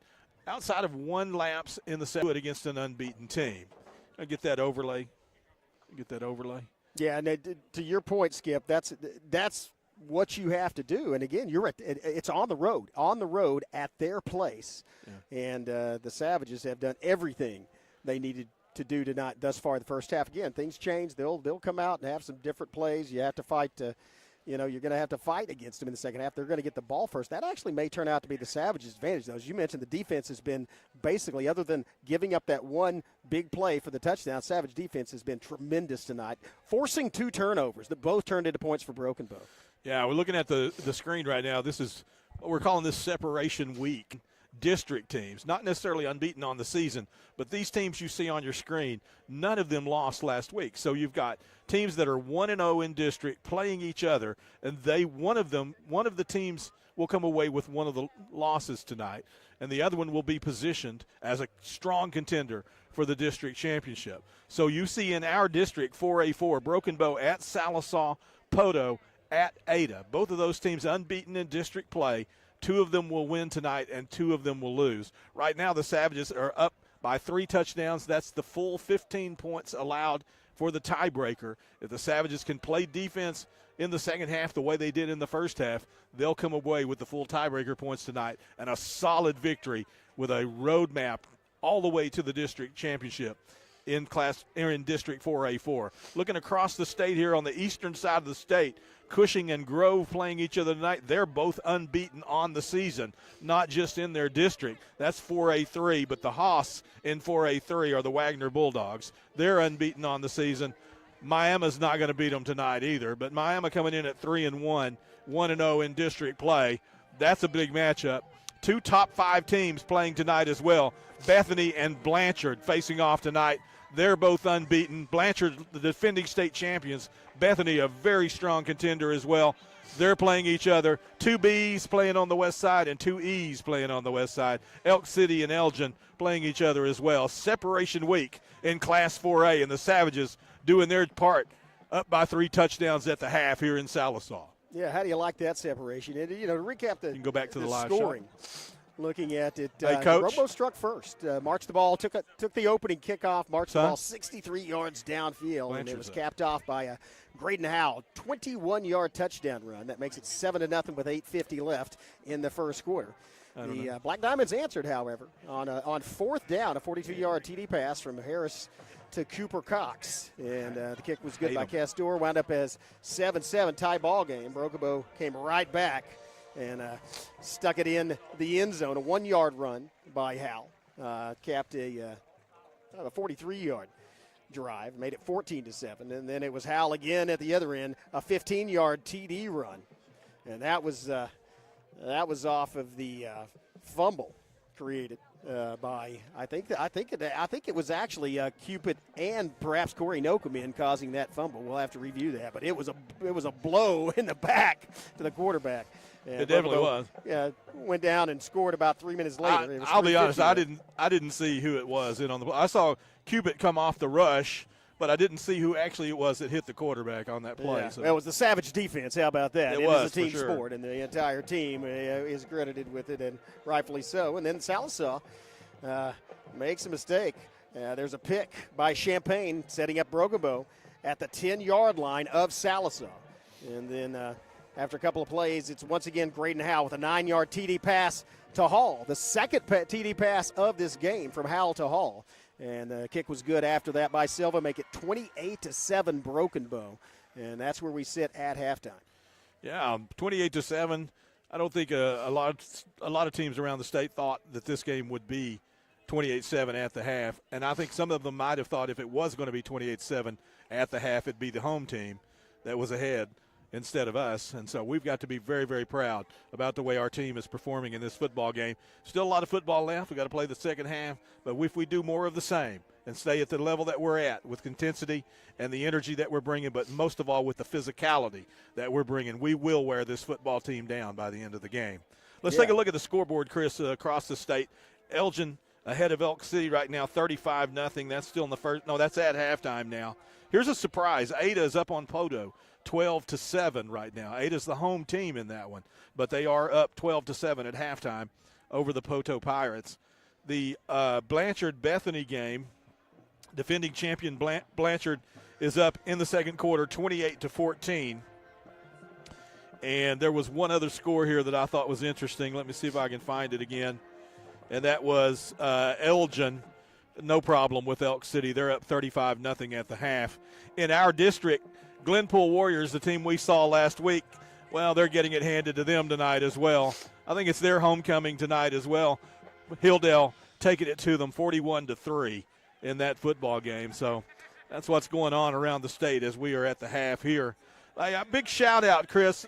Let's talk for just a minute about our Lady Savage softball team. Oh, absolutely. Savage softball, the fast pitch team, really a tremendous week for them. They went 3-0 to win the regional championship. Malia Carney was just absolutely unhittable. She pitched 2 hitters, 2 hit shutouts in all 3 of the games, and then hit moving on to super regionals. We'll get the rankings this weekend and find out who we play next week. There's a outside chance that it could be in Broken Bow still, but that's pretty doubtful that it will be. So these seniors have probably played their last game at Savage Softball Stadium, and it was a tremendous year by them. Great effort all around. Kennedy Britton, Rayleigh Gaston, Jaxie Glasson, Haley Brantley, Emery Noah, Malia Carney, and Kaylin Marshall, the seniors this year. And they've had a tremendous year on the softball diamond. We got a shot of them. No, we don't have one on the graphics, do we? Yeah, just a tremendous team that had, they had to defeat them 3-0, and it was on a defensive game, and they came back and just dominated. In that regional championship, it could have got. They just had to beat one of 2 games, and they did it in 6 innings. Yeah, Cambry Casey, the pitcher for Manford, is no slouch. She's a really good pitcher. In fact, we were scoreless through 6 innings on Wednesday night, late game. Started about 9 o'clock. Took us until the 6th inning to score runs, but we won that game 3-0. And again, our team just doing what it takes. Chloe Williams, Miley Williams, a couple of underclassmen, Brooke Evans, all getting some playing time. Adeline French getting some playing time. Just a tremendous team. Which was in 1983, which was the first Broken Bow football game that was ever broadcast. Yeah. Broken Tiki, really just, and I will say this about our sponsors. None of these folks probably need this advertising. A free live stream and a good social media stream to our folks, and that's why they participate. That's why they partner with us, and we are so grateful to them for doing that, making this available, because if you're at another school, Chris, it's highly likely that you have to pay to watch this live stream. Yeah, $5 or $6 per game or something like that, or subscription, which costs you $100. And that's the thing. This is totally free to you. You don't even have to log in. You don't have to give any of your information. You just go to YouTube and click on it, and you can watch these live streams live, free, and then you can watch them. The people that actually participate in them can watch them after the fact. And we had, for a town where we're in a more hospitable stadium, it's usually a pretty solid video signal as well. Yeah, we apologize again for those technical difficulties here, but that's what they are. They're difficulties because of our location. But again, and I mentioned the Choctaw Nation of Oklahoma, their ad campaign, Together We're More, kind of says it all. That's kind of the statement made there, our other media partner in there, along with the new ones. And we keep picking up news, each week we talked about the Jennifer brought us State Farm, a new media partner this week, but also the Russell's Homewares and Rough Cut. In fact, you mentioned Rough Cut's Lawn Care is the reason we're able to stream this from the stands as we have this hotspot, along with Cheryl's Pharmacy, of course, Broken Bow Activity Shots. Who else am I leaving? There's another one. Broken Bow Family Clinic. Yeah, all right there in downtown Broken Bow. Broken Bow Activity Shots providing us with some media throughout the year, and we appreciate them very much. Russell's Homewares joining us tonight as a banner ad sponsor as well. Savage is really getting it done tonight, Chris, but our cover boy, Kyler Cupid, I want to take just a moment here to talk about him. He has had such a terrific season so far. This is his senior year. He played extremely well the last couple of seasons, particularly last year as a junior, but he has taken it to a different level this year. He is an absolute beast on both sides of the line, playing that offensive. Hitting opposing offenses, as I think it was as they commented about Mike Tyson, with monotonous regularity. Yeah. Is the thing. He was in their backfield with monotonous regularity. And if you look at that photo of Kyler Cooper that we had up, he's built like a back. He's built like a skill player, but he has that 6'3", that huge frame, and he's able to move so quickly, and that's a dominant player. He's just such great conditioning that he can go 100% for the entire ball game on both sides of the ball, as can the rest of the Savage. This is a very well-conditioned, disciplined football team. They've had penalties tonight, and again, some of those calls, as you said, as the old joke goes, that's Jordan Peele. Yeah. That looks like Jordan Peele in one of those gangster poses for Key and Peele. Adrienne Brennan. Yeah. Adrian's in my class, and I was showing them how to use the Adobe Creative Suite one day, and I had his photo up, just using it as an example. Yeah. And they just started picking out design elements and said, hey, let's do this, and what if we did this, and let's put a border.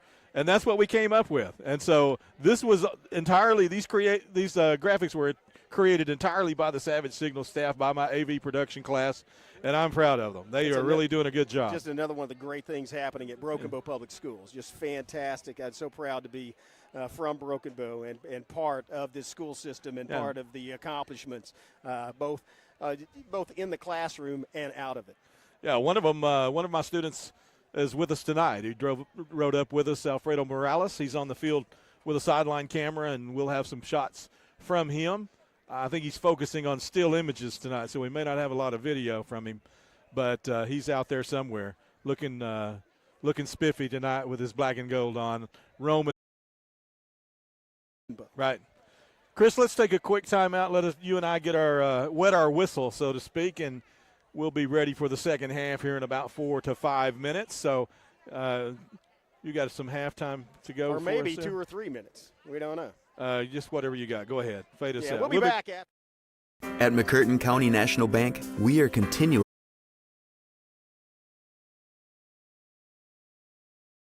seeking ways to meet the changing needs of our customers. We offer a full range of services such as free checking, online and mobile banking, as well as great rates on cabin and construction loans. We're providing results through better service while giving you a greater value for your dollar. Visit us on the web at mcnbonline.com.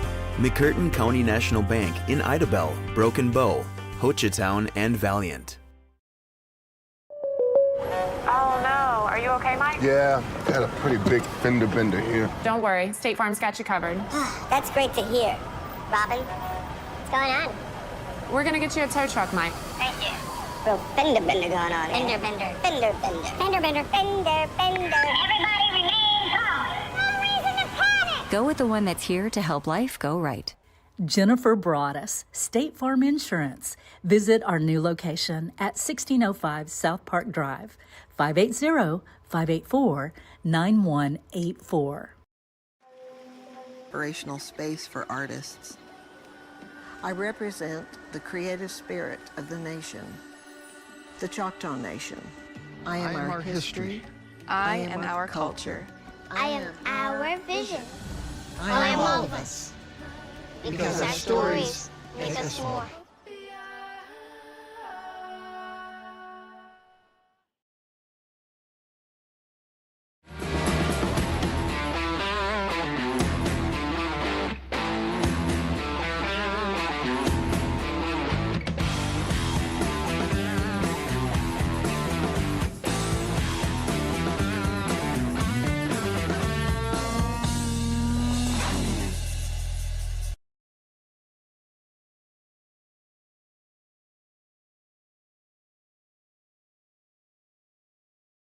I'm good. And welcome back. Go ahead, Chris. I got you right here, buddy. There's Alfredo. Alfredo's getting some shots here. Check him out. That's our yeah, he's getting some studio. He's getting some studio work going. Look at him. He's checking every shot. I love that kid. Hey, how about them Savages? Up by 3 touchdowns. Who would have thunk it in a district game against the unbeaten Black Diamonds on their field? And look at them now. Look at the enthusiasm as we get started here in the second half. These guys getting ready. They got stretched out. They're going to kick the football off. We're going to see that defense again here to start this second half. If they play like they did in the first half, the Black Diamonds are in some big trouble. Big, big trouble. They have done such a great job, particularly getting pressure on the quarterback, but also sealing that edge off, fitting up into those gaps, stopping that run game. The Black Diamonds just don't have an answer for what the Savages are doing tonight, and that's a combination of really good coaching and really intense work to the visitor sideline here. It was a beautiful trip up, I will give it that. I love coming up over the mountains and just having an opportunity. It's been a while since I'd come up this far north, and it's such a beautiful drive. The leaves aren't quite yet starting to turn, but everything's beautiful and lush and green, and we got a good chance here to make a drive home tonight, feeling pretty good as well. And we'll see if we can get that done here in this half.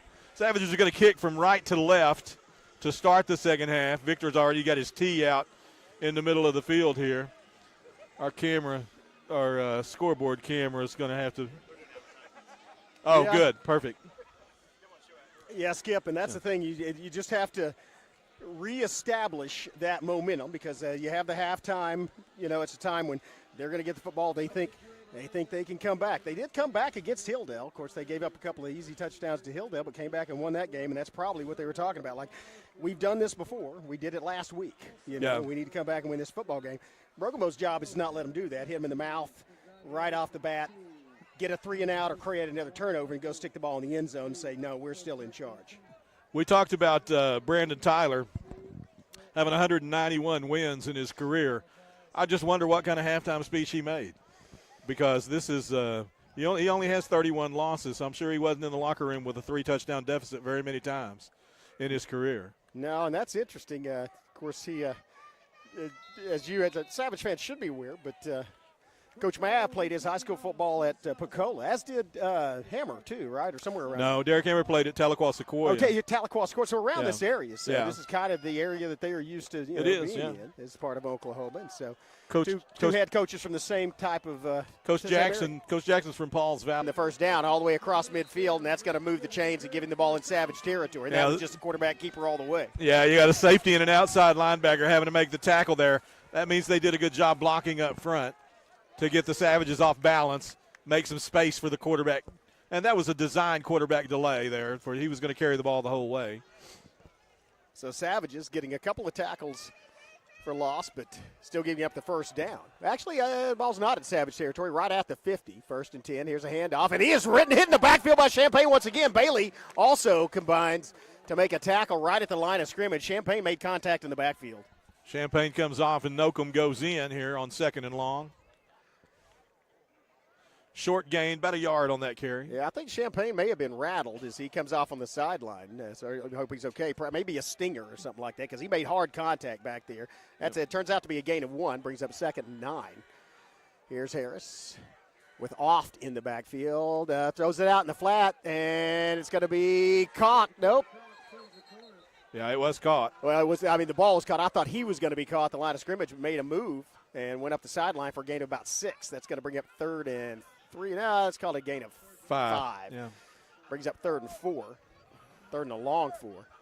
So the ball was right at midfield. The line to gain is the 40-yard line of Broken Bow. They're probably in 4-down territory. They're in that no neutral, that no man's land. So 2 plays to make it. Savages don't need to get up a big play. It'd be nice to get a sack or a tackle for loss here. Here's some more. Orbit motion again. And this handoff off going back the other way. Got to get open field tackle. He gets the first down and then is taken down by Copatrick, but not before moving the chains once again. And they pulled that inside guard out and blocked the outside containment. Made a little space for that running back. Faked that pitch, so they set the play up earlier with that orbit toss. This time they turned and hand it, go inside, and they got a good gain on the play. It's a good job. It's a good misdirection play, but it is a little bit of gamble because when the Savages stays home, you hit him right in the mouth as soon as he gets the ball. And so Savages, again, they are gambling. Let's see if it works out for them or works out for Broken Bow. 1st and 10. Harris in the backfield, again with Oft.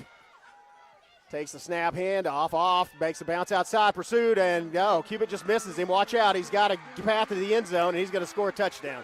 Well, that's what they wanted to do. Sallisaw. That was a must possession for them. Think about it. They come in out of halftime. They're down 3 touchdowns. They have every incentive to move down the field to get back in this football game.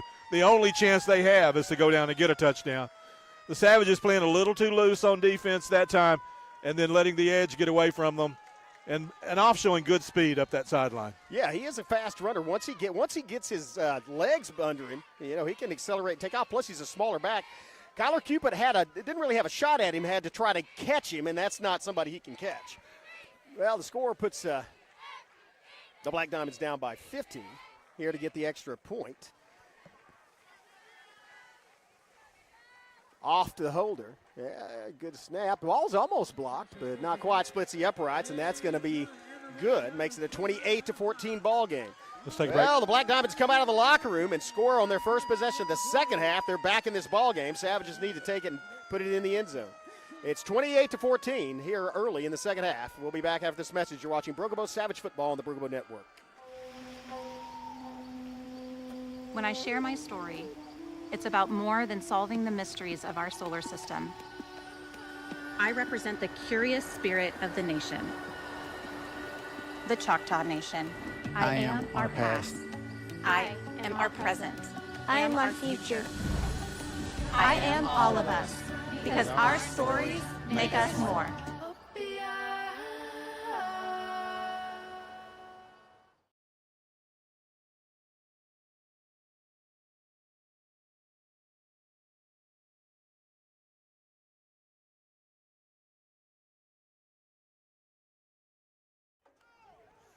And welcome back.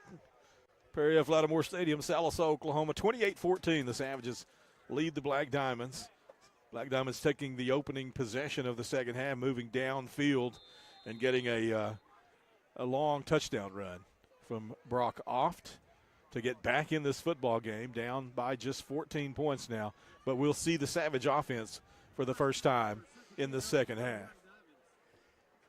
And Savages, keep in mind last time, well, maybe not last kickoff, but the kickoff before that, we had that nice return by Champagne. And this one's going to be returnable as well. Actually, a good decision to fair catch it by Brannon, as that was already at the 40-yard line. So Savages with great field position, 60 yards from the goal line to go and score on their first possession of this second half. Yeah, I love the way these guys look at the referee with just begging. I mean, with their hands. Talk about Sallisaw players. Yeah, absolutely. Yeah. Like, come on. It's almost on every play.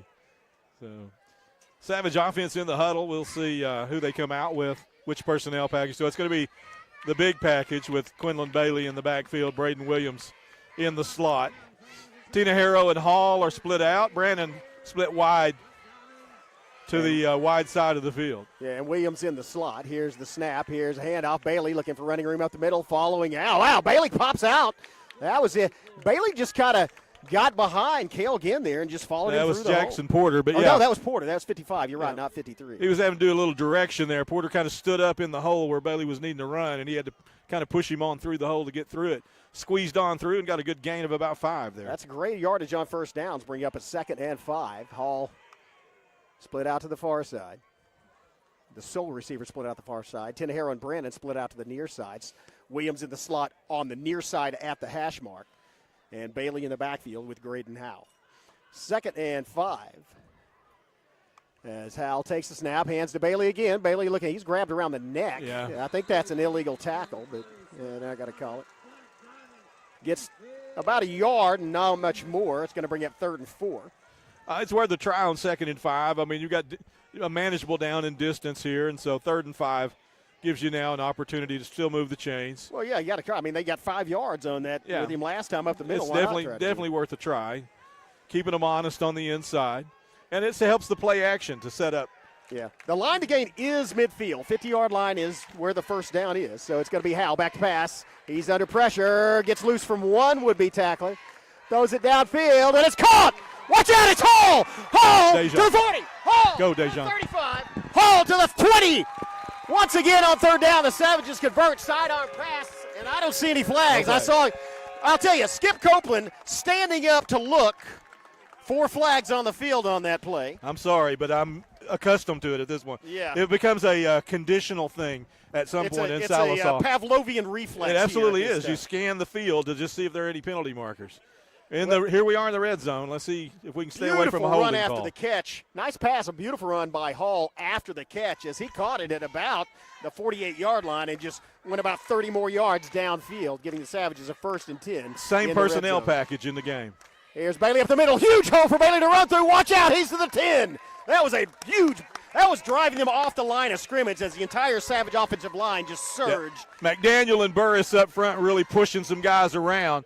Jackman doing a good job of standing his guy up. And you know what? Quinlan's got, as big as he is, he's got a knack for squeezing through a little hole. And he did in that play. He got himself some yardage. Did he get first down? No, he didn't. Actually, I'm sorry. He didn't get enough for the first down. 2nd, very short, though. But you're right, Bailey. And Bailey, it's that he also does a good job of protecting the ball and squaring his shoulders, and I think that helps him because when he hits it, he's not sideways. All his momentum is going straight forward. Yeah, he's running downhill. He's most effective. Here's Howell heading off again. It's enough for a first down. Watch out! It's going to be Bailey into the end zone. Touchdown. There it is. That's the answer. That's a statement. Yeah, that's the answer. The answer you're looking for when your defense gives up a long running touchdown to open the second half, you want your offense to come back and answer, open that 21-point gap up again. Here's it's 20 right now. Victor still has to kick the extra point. Man, and that was just power football. That was mostly Quinlan Bailey on that. That was a great pass. Most of the yardage was from that Howell to Hall pass, and here's the extra point, and it is good.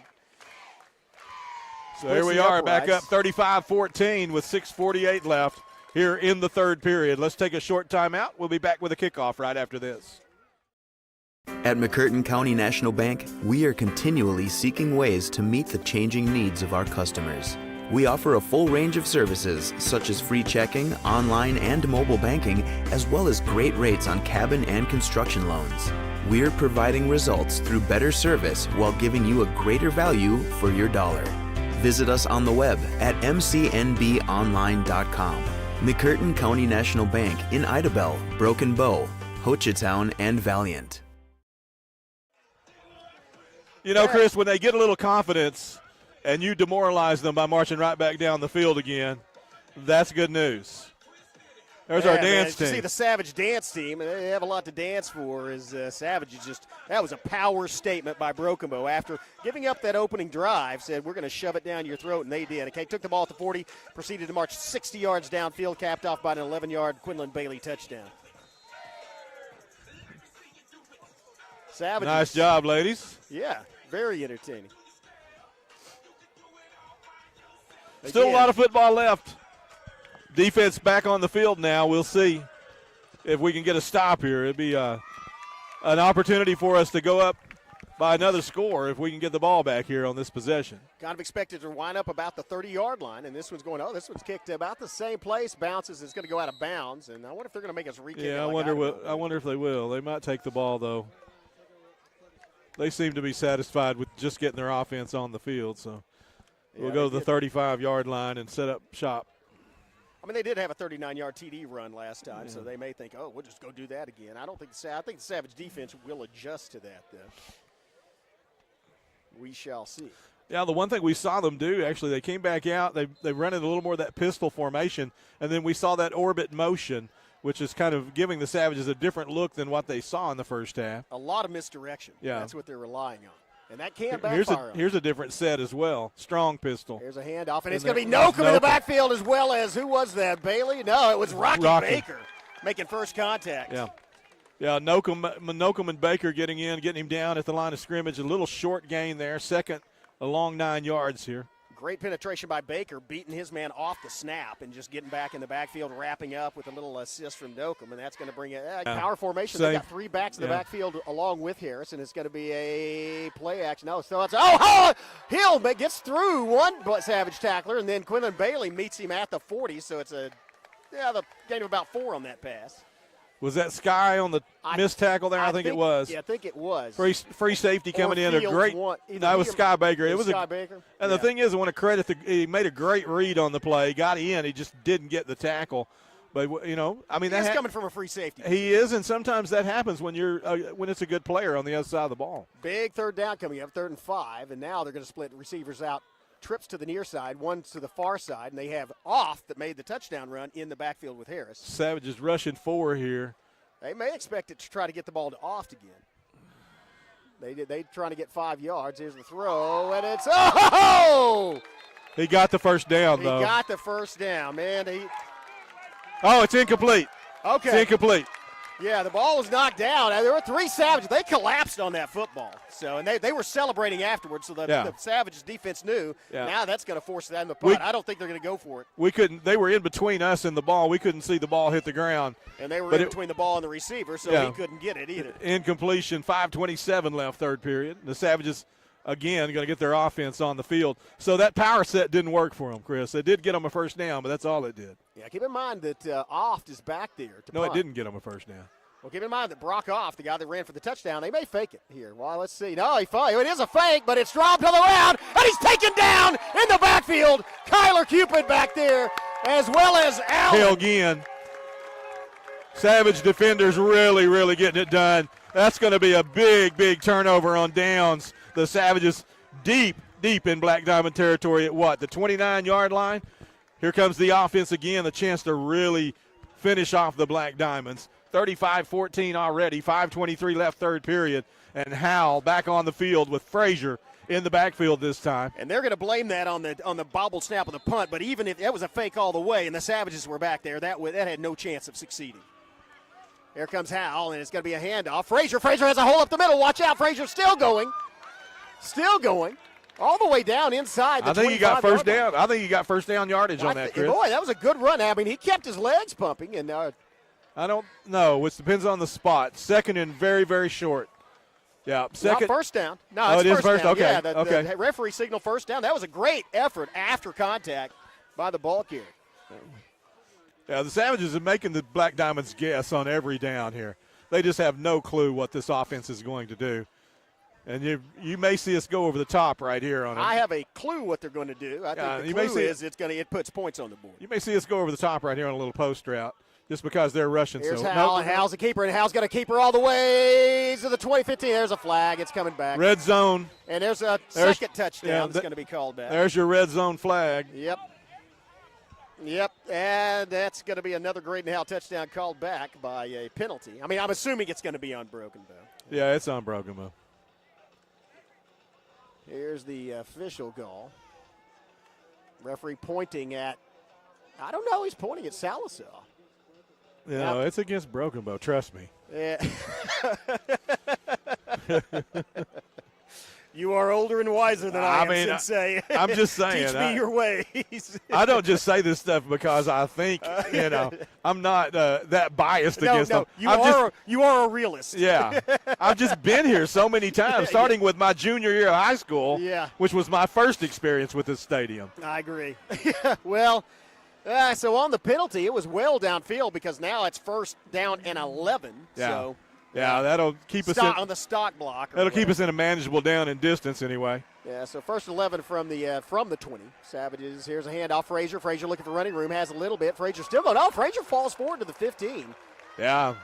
Frazier is finishing those runs, putting a nice finish, adding 5, 6, 7 yards. No, I mean, I love that shoulder shift that he's got going on there, and he's making people miss inside. That's hard to do. Good yardage on first down. Second and about 6 here. Here's the negative side of those penalties calling back is Savages still have the ball still moving, the clock's still running. 4:15 left in this quarter. Savages already up 35-14, looking to add to that. Here's a handoff. Frazier looking for running room, and now he's not going to get there. Short yardage. He won't be able to get to. That's going to leave us with third and down and about four or so. Yeah, I think he got to the 14, 13, maybe to the 13. See, we got a package going in. Brandon Tinahero Williams going on the field. Here comes Quinlan as well, so we're going to block in. We're going to put the big package in here. Maybe a play action, give Graydon Hal a chance to recover on that touchdown he scored that was called back, or give it to Bailey and see if we can power it through. I would running last time. Bailey ran over guys. I think if they roll him strong side to his left with this RPO and let Quinlan block out in front of him, then he's got a chance to throw it if he's got an open receiver. Keep in mind, Hall's caught 2 touchdown passes already in this game. He's split Here comes the blitz. Side. They're going to rush him. Yep. Not going to get to him. There's a bullet caught. And it's caught by Tinahero at the 5. He dropped it. Oh, you're kidding. Another one that hit him in the midsection, and he dropped it. That was a bullet. That was hard. That was thrown hard, but it was an easily catchable ball. Yeah.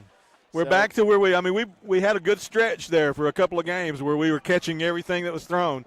But here we are tonight again with a lot of drop passes. Yeah, and it's not from a lot of Rocky Baker with that drop that would have been in. It's not from a lack of work, though, Chris. No. These guys are working after practice, working before practice, the receiving after corps practice. Specifically. Yeah, that's who I'm talking about. Yeah. Well, it's fourth. They're going for it. They're in the 4-down territory, and it's going to be Graydon Hal following Bailey. Graydon Hal to the 10, to the 5. Graydon Hal in the end zone. It's that easy, folks. It's that easy. Graydon Hal with a 14-yard TD run.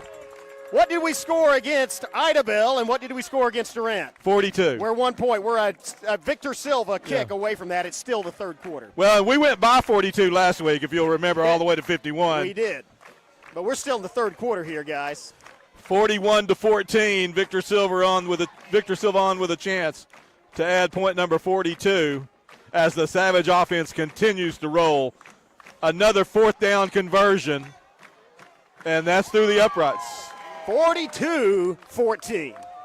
Savages are very, very efficient on 4th down. Let's take a timeout. We'll be back with the kickoff in just a moment. This is Savage football. Oh, no. Are you okay, Mike? Yeah, got a pretty big fender bender here. Don't worry. State Farm's got you covered. That's great to hear. Robin, what's going on? We're going to get you a tow truck, Mike. Thank you. Real fender bender going on. Fender bender. Fender bender. Fender bender. Fender bender. Everybody remain calm. No reason to panic. Go with the one that's here to help life go right. Jennifer Broadus, State Farm Insurance. Visit our new location at 1605 South Park Drive, 580-584-9184.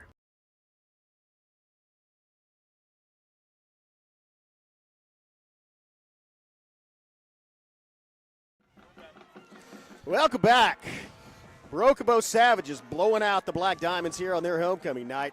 42-14. Still 3:12 left to play in the third quarter, and Savages getting it done multiple ways. Graydon Howe with his third touchdown run. He's also had 2 touchdown passes to DeJohn Hall. Add one run by Quinlan Bailey, and the Savages lead 42-14. Watch out, get the coverage, and they do. Nice open field tackle.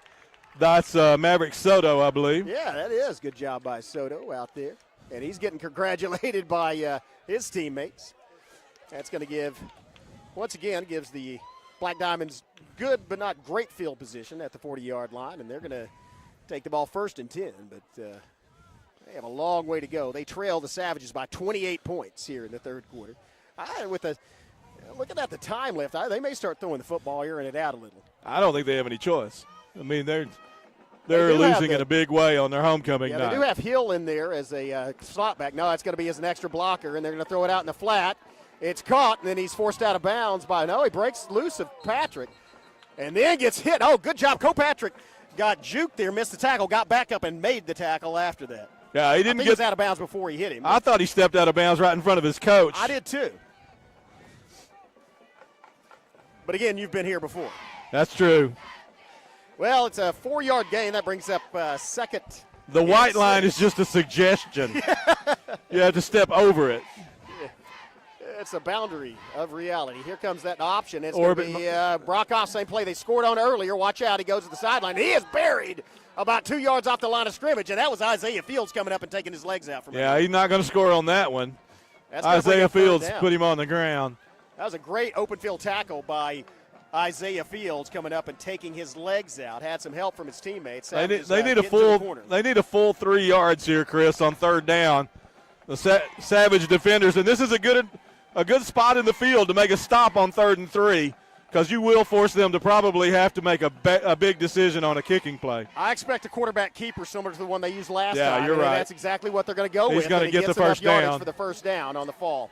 He's got the first down, but we made him pay for it. I think that was Bailey on the hit, wasn't it? It was. So Harris gets a first down. Gets 2 yards and past the line to gain, and then gets a face full of artificial turf. Good news, we kept him in bounds as well, and we've got the clock moving with 2:07 left here. Well, they're going to split out trips to this near side. Maybe see him go for the end zone. Let's see. It's going to be another quarterback keeper, and it's pursued by Kyler Cupid, kept with him and made the tackle. Again, they're keeping it on the ground. The clock continues to move, and we're up 42-14. I like this play. I mean, let's keep doing this. They're keeping the ball in Harris's hands and having him run, but that was Kyler Cupid who ran past him and actually caught him from behind. Now, Bailey was there to make him have to try to juke and make a move. Bailey with an assist there. Just seal the edge, turn him back inside. Don't let him get up the sideline like he did before, and we're fine. Let the clock run. Yeah, trips out to this near side again. Single receiver out to the far side. That's Cox, though, the main receiver on the other side, and that's who they throw to, and it's just a bad throw. And that's going to stop the clock with an incompletion. Minute 24 left. That brings up 3rd down, so they have 3rd and a little longer than last time. The last 2 3rd downs they've converted, or actually it was a 4th down. They converted with Harris on the keeper, but this time Savages probably be looking for it. Savages are putting Nocum in. He'll come out on the slot receiver in the nickel package here with a 6-man front with those 2 backers in the forcing unit. Yep, handoff up the middle. He's met in the hole taken down by Porter. Did not get the first down. Yeah, Jackson Porter jumping over a block to make contact there. Great defensive play. Again, Ginn plugging the hole up. Porter making the tackle. Huge 4th down, 4th and 2. 1 minute left in the 3rd quarter, and we haven't seen a hard count in a while, but I almost expect the quarterback to keep it again. Harris back in the backfield. He may throw for the end zone, though. They may try to – nope, it's going to be Harris on the keeper. He's taken out. Does not get it. Great defensive effort by Brokabo. There's a 4th down stop. Turnover on downs for the Savages. That was – Allen took the pitch man. Look at the sideline. Look at our sideline. Allen took the quarterback, and the rest of the Savages took the pitch man. That was textbook defense on an option. Yeah, our guys with some great energy there. Great defensive stop. 42 points already on the scoreboard, still in the 3rd period, and here comes the offense again. Look at the smile on Quinlan Bailey's face as he walks to the sideline saying, yeah, I know we knew where they were going, Coach. This team, I'll tell you the other thing is, this Brokovo Savage team is so well prepared for this offense tonight. They knew what was coming, and they played it to textbook perfection. First and 10 for the Savages at their own 40-yard line. And as you said, they have Frazier back in there at running back. Get our offense back to work here. And I think the Black Diamonds are tired. Frazier cutting it outside. And he gets, can't get loose. He's tackled for a loss, but that's going to do it for, no, they'll have one more play. It's play clock's at 35 and the game clock's at 38. So they'll have to run more play here in the third quarter. Yeah, a couple of undersized linebackers in there right now, Chris. That was one of them getting in on Corey. Well, and they put those faster guys to catch up with Frazier. They'll put the big guys in if Bailey comes back in, is what I think. Yeah, no, I agree with you. I think we've got an opportunity here, though. We've got one snap left, but second down, we're outside the chains. I think you might see Graydon throw the football here. You might see Graydon keep the football as well. He's got that option. 4 seconds left in the play clock. Going to have to snap it. And Hal does. No, it's a give to Frazier. Frazier looking, throws it to Hal. Watch out. Here comes Hal running toward the sideline. He's the 35. Out to the 40. Out to the 45. Hal back inside the chains, almost to the 50-yard line. Sets him up for about a 3rd and 4. 3rd and 5 maybe. Let's see where they mark him out. That's the end of the period. And that's going to do it, as Skip says. They got all the way to the 47-yard line. It's going to be 3rd and 3 when we come back with fourth quarter action. You're watching Broken Bow Savage Football on the Broken Bow Network. See you in a minute.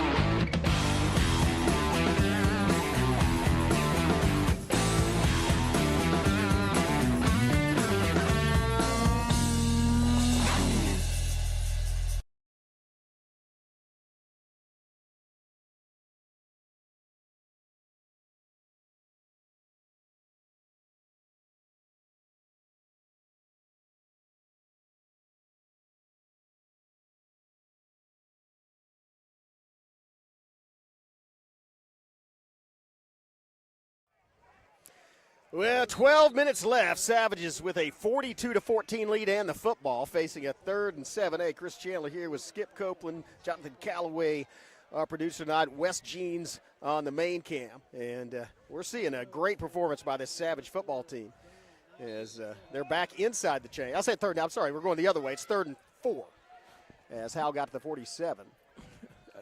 Ada Cougars. More like a 3rd and 3. They got Bailey back in the backfield, Skip, and Rocky Baker in at the slot. Power football. Ada Cougars in front of the Poto Pirates 19-7 now, Chris. There you go. Snap to Hal. It's going to be a keeper to Hal. Has Bailey leading the block. Hal gets the first down and more. Watch out. Hal to the 45, 40, 35, 30. Hal, one man to beat. Hal to the corner. 10, 5. Graydon Hal goes 53 yards for a touchdown on 3rd and 3. Man. How about that?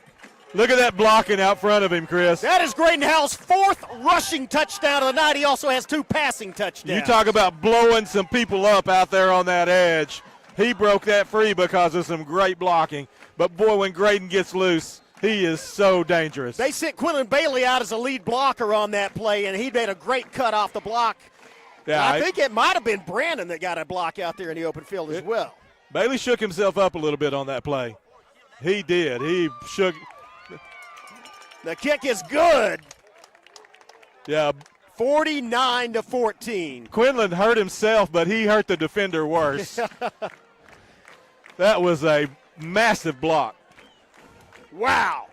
Well, early, 13 seconds into the fourth quarter, the Savages put yet another touchdown on the board. 49-14. Broken-Bow running away with it here on homecoming night in Sallisaw. Yeah, we saw the news chopper come in with the one of the local news stations come in on the chopper tonight. They got here just in time to watch this homecoming blowout. Yeah, that's the longest run tonight by Hal. 53. Well, by any player. That's a 53-yard touchdown. The longest run that wasn't called back by a penalty. That's a good point. Man, that is just incredible. Incredible. Savages scored, again, 7 touchdowns tonight. 7 touchdowns in just in 13 seconds over 3 quarters. The Whiteheads. 6 of them have involved Graydon Howell. 4 rushing touchdowns, 2 passes to Hall, and then that 1 run by Quinlan Bailey. The Whiteheads over on the Sallisaw sideline saying, "I'm sorry, Coach, I can't help you anymore. I mean, this has got out of hand. This is beyond our control. Yeah, we can't help you." Savage is getting it done. Wow, what a great. They were prepared for this football game, Skip, but you do preparation. There's preparation, and then there is execution. They have executed that. Fantastic night to be a Savage. Yeah, this homecoming crowd beginning to thin out on the Sallisaw side, but nobody has left from the Brokobo side, and we've got a 3-hour drive in front of us. Here's the kick, and this one's gonna land a little farther back. It is returnable, and it is. I think it was fair caught, actually. There goes Bailey back out on the field. So he got his breath back, and he's ready to bruise somebody else. That is a guy. We've known this from the first game we watched him against McAllister as a sophomore, but Quinlan Bailey loves contact. Chris, you could take Quinlan and put him in any decade, and he's going to be a great football player. Butkus. Doesn't matter what style of football you're playing. He's a Dick Butkus type guy. Think of your other great linebackers. Mike Singletary. Yeah.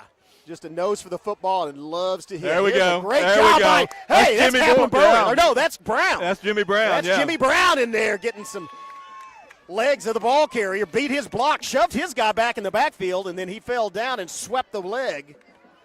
And that's let's call it a gain of a foot. Yeah, they gave him a little bit of forward progress there. Fell forward. Good job by Jimmy Brown. Nice to see him in there at the defensive tackle. Here's Harris. Takes the snap, looking to pass, throws it out in the flat. He's immediately met. Wow, that was a great job by Tarantino. Hey, Tenejero Tarantino.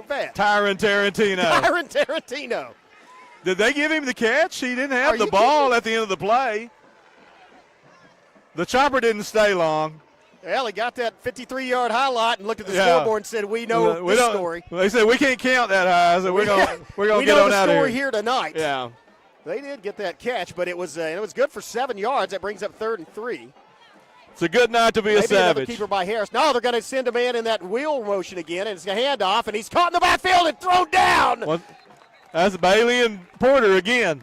Is that Porter or is that 65? No, that's 55. I thought that was 65, but. Oh, maybe that's 53, Chris. Maybe that's 53. Ginn? Yeah, Cale Ginn. I thought it was 65. Well, Sonny Freeman's in there, too, so it could have been him. I think it was Freeman that had him wrapped around the waist. Okay. 4th down, they're going for it. We'll just give them all credit. Let's call all their names. Let's see if it's another keeper. No, they're going to try to throw it out in the flat, and they get enough for the first down. Cooper Cox on the far side against Tarantino. Yeah. There's the chains. But Tarantino. I did it again. You did it again. I won't be able to get rid of that. Once I get something like that in my head, it's stuck there. Tenejero. I'm sorry, Ty. Everybody in school is going to watch this. Is going to be calling him Tarantino. Yeah, they've gone to. He and Bailey combined are Quinlan Tarantino. Yeah, I got to admit, I like that orbit motion. It's distracting. It is, and it gives you something else to have to worry about. And here's a handoff to the far side, and just lowers his shoulder. And that's just power. That's just power right there. Yep. They got it into our territory now. Go down in bounds, continues the clock running, and picks up 5-6 yards. So let's call it 2nd and 4. I'm sorry. I said that was. I said that was Harris. That's actually Adams in at quarterback for the Black Diamonds, number 18. Okay. I think it's Adams.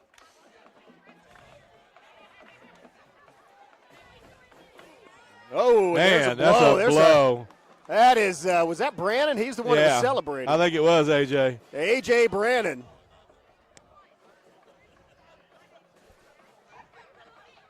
Yeah, they're having some fun right now.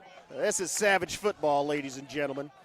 That's going to be 3rd and 5 from the Brokobo 45, and they've got the power package in. Adams at quarterback.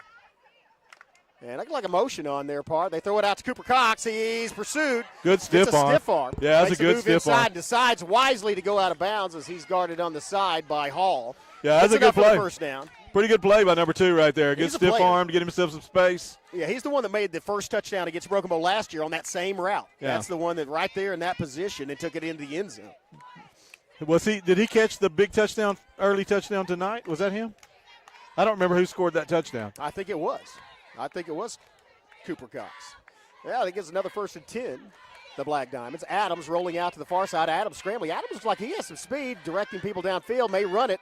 And now he gets forced out of Let go of him. Good Yeah, job. that's Bailey fighting off the block, getting him out of bounds. Yep. Really terrific. Right at the line of scrimmage, he gained a yard after all that running. And Adams looks like he has more speed than Harris laterally, but that's not helping. That's not going to help him outrun Bailey. Gain of a foot brings up second and officially 9 yards. Savage fans having a homecoming party tonight in the visitors' bleachers. Yeah, they They're are. having a good time. Up 49-14. Why not celebrate? Second and 9. Back to pass. Looks like Adams is going to air it out across That's a the hold. middle. That was good coverage by Tinajero. As Tinajero gives about half a foot up in height up to Cooper Cox, was in position, got his hands up, and prevented the reception. Yeah, that was a blatant hold against Sonny Freeman there, but whatever. It's late in the game. Now it's 3rd and 10. Yeah. Well, big third. They're 4-down territory, so 2 more plays to get the 10 yards. They're going for the end zone now, I think. Then that wasn't successful. The bad news for the Black Diamonds is that you've got Allen still out here. Jaden Allen still out here at this defensive end, and he looks like he's ready to take off on a blitz. Yeah, there's some holding on Allen, and Allen gets the tackle, though, adjusts and knocks the football loose. Down by contact, but that was Allen with that tackle. Yeah. Coming off his man as the quarterback made a move inside and taking Adams down. Kyler Cupid getting a little breather here. Well deserved. He's had a great football game. Man, I think about every man on that field has had a great football game for Broken Bow tonight. A couple of little lapses, but those guys have really played well tonight. Stillwell coming to town next week. I'm sure they're going to enjoy watching this tape, thinking how are we going to handle these guys. It is scary.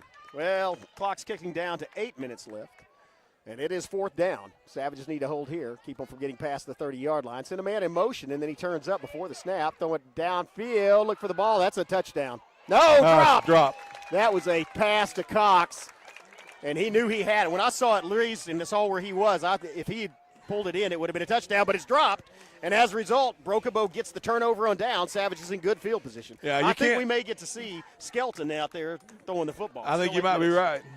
And one thing to note, Chris, and I hear some guys here next to us talking about it as well, is that orbit motion. One thing that's that you got to be cautious of is you cannot go in motion towards the line of scrimmage, and that's and what they did. That is what they did. did. I saw the snap. I said, that's going towards the line of scrimmage. He turned it up before the snap, but oh well, whatever.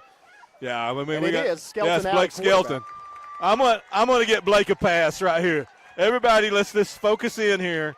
We're going to get Blake a pass, a varsity pass here tonight. Is that Cole Patrick in the backfield with him? I believe it might be, yeah. He's got a run up the middle. Watch out, Patrick breaks through. Patrick's still going. Look at Cole. Patrick keeps pumping his legs. That's about 6 yards after contact. 8 yards on the carry. What a wonderful play. And 6 of it came with a black diamond wrapped around his shoulders. Cole Patrick did not give up. Man, that's a great run on first down. Brings up 2nd and 3. They spotted him back. I thought he had progress to the 47. He did, but,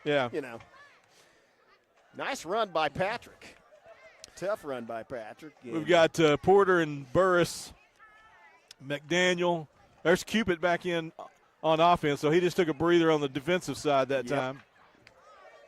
So this is fun when you're the backup freshman quarterback and you get to play behind the varsity O-line. Yeah, they've got Nolcomb on the other side. It's Patrick again. Watch out. Here comes Patrick. Patrick through the middle of the field. Patrick to the 30. Patrick to the 25. Cole Patrick down to about the 20-yard line.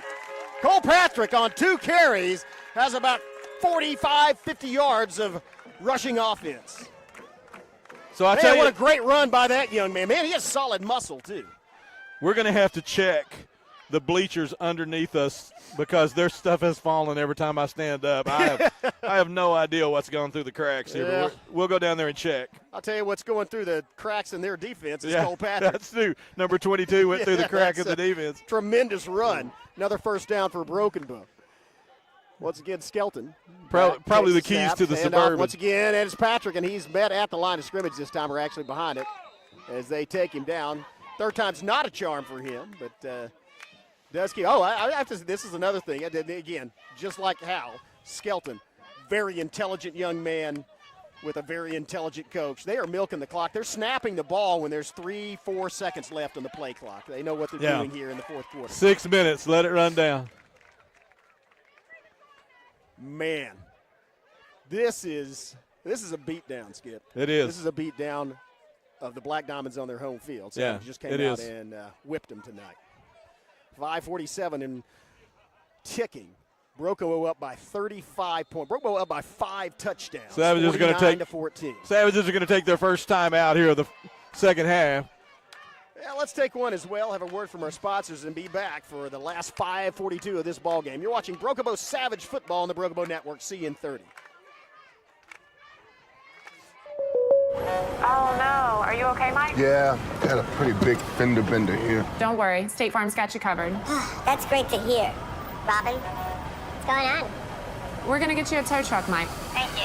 Real fender bender going on. Fender bender. Fender bender. Fender bender. Fender bender. Everybody remain calm. No reason to panic. Go with the one that's here to help life go right.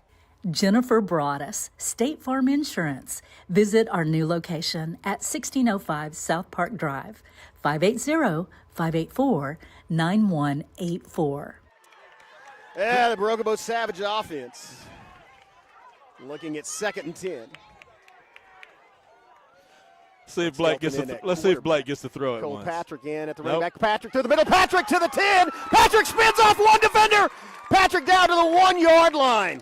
Very close to the end zone. Man. Cole Patrick has almost 70 yards on 4 carries. Cole is giving it to him. I'll tell you, by the way, Graydon Howell has 83 yards just on touchdown carries. He's run 4 times. 4 of the 4 touchdown runs equal 83 yards. Savages amassing a whopping total on offense tonight. Let's see if we can get some power football and punch this in the end zone right and here. the clock keeps ticking.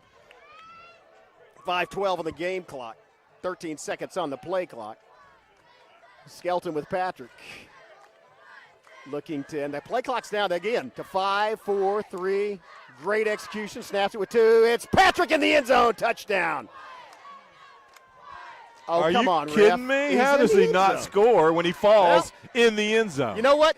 It's 1st and goal. They're just letting the clock run. So okay. I don't understand how you can. Well, they're just delaying the inevitable. You fall into the end zone, though. I mean, you broke the plane. Yeah. Well, Cap getting to sprint off the field there. well, the clock ticks down under 4:30, and the play clock's at 13. And Savages have 2nd and goal from technically the 1. It's more like the 1-inch line. Same backfield. Probably the same play. They hand it to Cole Patrick. He goes again, and does he get in this time? I don't think he actually did get in that time. That time I don't think he got in. That time he didn't get in, but again, it makes it 3rd and 1, and Yeah. it's just going to take more time off the clock. So if you wanted to run out the clock, which the Savages do, this is actually the ideal scenario to do it. It absolutely is. I'll tell you what I would like to see. But Cole Patrick deserves a touchdown. I mean, yeah, across that's what I was going to say. What I'd like to see is him go all the way to 4th down, let the clock run down, then let Cole punch it in, get him a touchdown. Yeah. And again, brilliant execution. Look here, the play clock hadn't even started yet. Well, the game clock continues to run, so that's now it has. So Savages are going to just let this clock run. they do have Williams in there. They have put Williams in at the slot, and so maybe they're going to put him as a power back. Savages may let it run down and then call timeout. No, I think they are going to snap it. They've got. It's just 3rd down, 3rd and goal. Same formation. Here's the snap, and they fake it. Now they have Patrick in the end zone. Cole Patrick on his 7th carry finds pay dirt, and the Savages hung a 100 on the Black Diamonds on homecoming. Happy homecoming. Hang a 100 on homecoming. How about that? We're gonna get our 3rd homecoming win of the year. We are. Our homecoming, and then Durant's and Sallisaw's. Cole Patrick plunges over from 1 yard out, makes it 55. I'm hoping Ada scheduled us for homecoming too. Well, that will be senior night, but it's the last game of the season there at, you would assume. And here's the kick. It is up, and it splits the uprights and is good. 56-14. Man, the Savages putting on a clinic. Oh, they are, offensively and defensively. Yeah. We talked about this. We're going to stay right here. Yeah, let's do. And talk about the Savage football team. We talked about it earlier, Skip, maybe not on the broadcast tonight, but how the Savage offense and defense have been trending in the right directions. The first game, we keep scoring more points each week. We do. We have scored, I believe, 26, 42, 42, 51 and now 56. Right. We keep going up. Right. And we did have the opponents kept going down. Of course, Sallisaw a much better team than Glenpool, but they've only scored 14 tonight here on their own field. Right. Yeah, it's a tremendous offensive output, but really my hat's off to this defense. Playing so well, giving our offense the ball in great field position. Really just a team effort overall. Special teams playing well, great coaching. Just got to love this Savage football team. This crowd on hand tonight, enjoying every minute of this. Well. I tell you what the Savages don't look like. They do not look like a last-place team in District 4A4. No, they're not. They're not. They're definitely not. They're a contender. Here we go. Here's the kick. It's a high kick. It takes a bounce, and it's still on the ground. And it's still on the ground. The Savages may have recovered it. That may be Brokobo football, and it is. I think we do have it. The Savages have recovered the football at the 24-yard line. That was just a complete mental mistake by Sallisaw. They just let the ball fall and roll there dead. And there goes the Sallisaw crowd exiting the stadium quickly. It looks like a – look at the celebration by the Savages. Yeah, this is fun. Coach Mav sending in a scout new player. Personnel. Our scout player of the week, Jacabrian Giddens. He's on the field. Jonathan Swartz, the biggest man on the team, he's on the field. Number 76. Look at the difference between him and Skelton. Yeah. I mean, Skelton's not a short guy. We got a new back in there. Jeremiah is in the game, number 23. Moore? Jeremiah Moore, I believe, is his last name. Well, it's going to be Skelton at quarterback, Moore at the running back. Moore stumbles and falls forward for about Turf Munster got him there. Yep. Does keep the clock running. Yeah, that's 2:35 left. Play clock at 30 seconds. Savages with second 11. That's officially a 1-yard loss.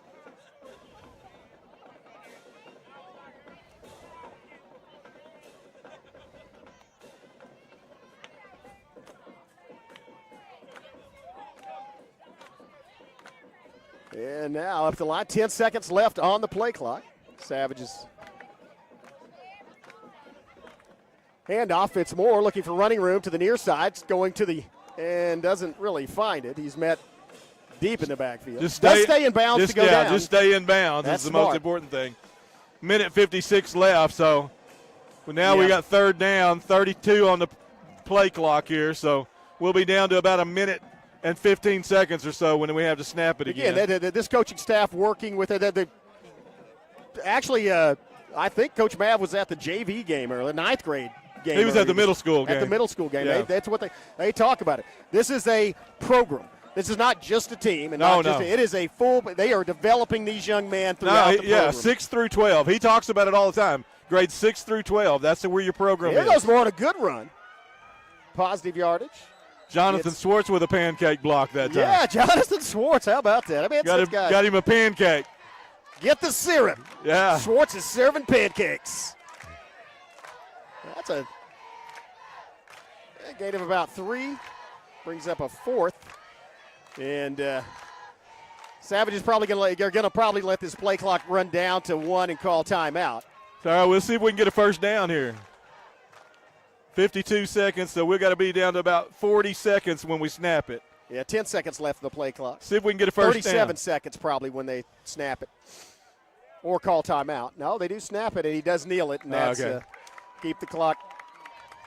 Give them the ball turnover on downs, but 38, expect them to just kneel and let it run out. What a performance by the Brokobo Savages. And they agree, they just let the clock run. 56-14. Savages now in the driver's seat in District 4A4, undefeated in district play, 4-1 on the season. Yeah. Have not lost since week 1 against 5A McAllister and are looking dominant. Better every week, Skip. Yeah, they're absolutely, Chris, clicking on all cylinders. I mean, they are really, really playing well on both sides, all facets of the game. Offense, defense, special teams, it's really doing things right. And the Savages get to come back home now and play against a lesser opponent next week.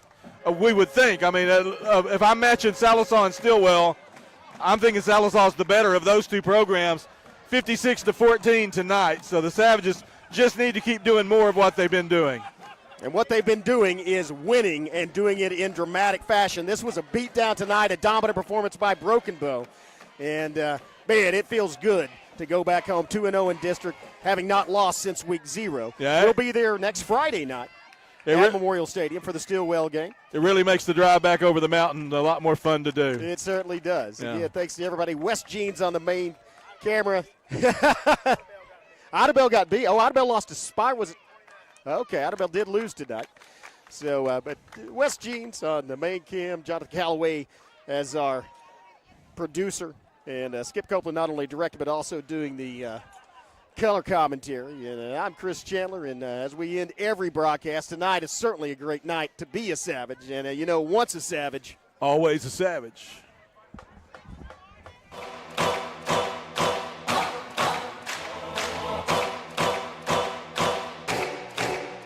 This is my time. I'm on the rise. Can't hold me down, I'm too fly. This is my time. Ready to shine, brighter than all of the lights. 'Cause when it's game time, seconds away and the game's on the line. There ain't no doubt in my mind. Beating the buzzer like, this is my time. This is my moment. You better bet that I'm on it. Ready and set, I'ma own it. Blast it to 10, then keep going. There ain't no coasting. I never settled on play. Putting the kettle to flame.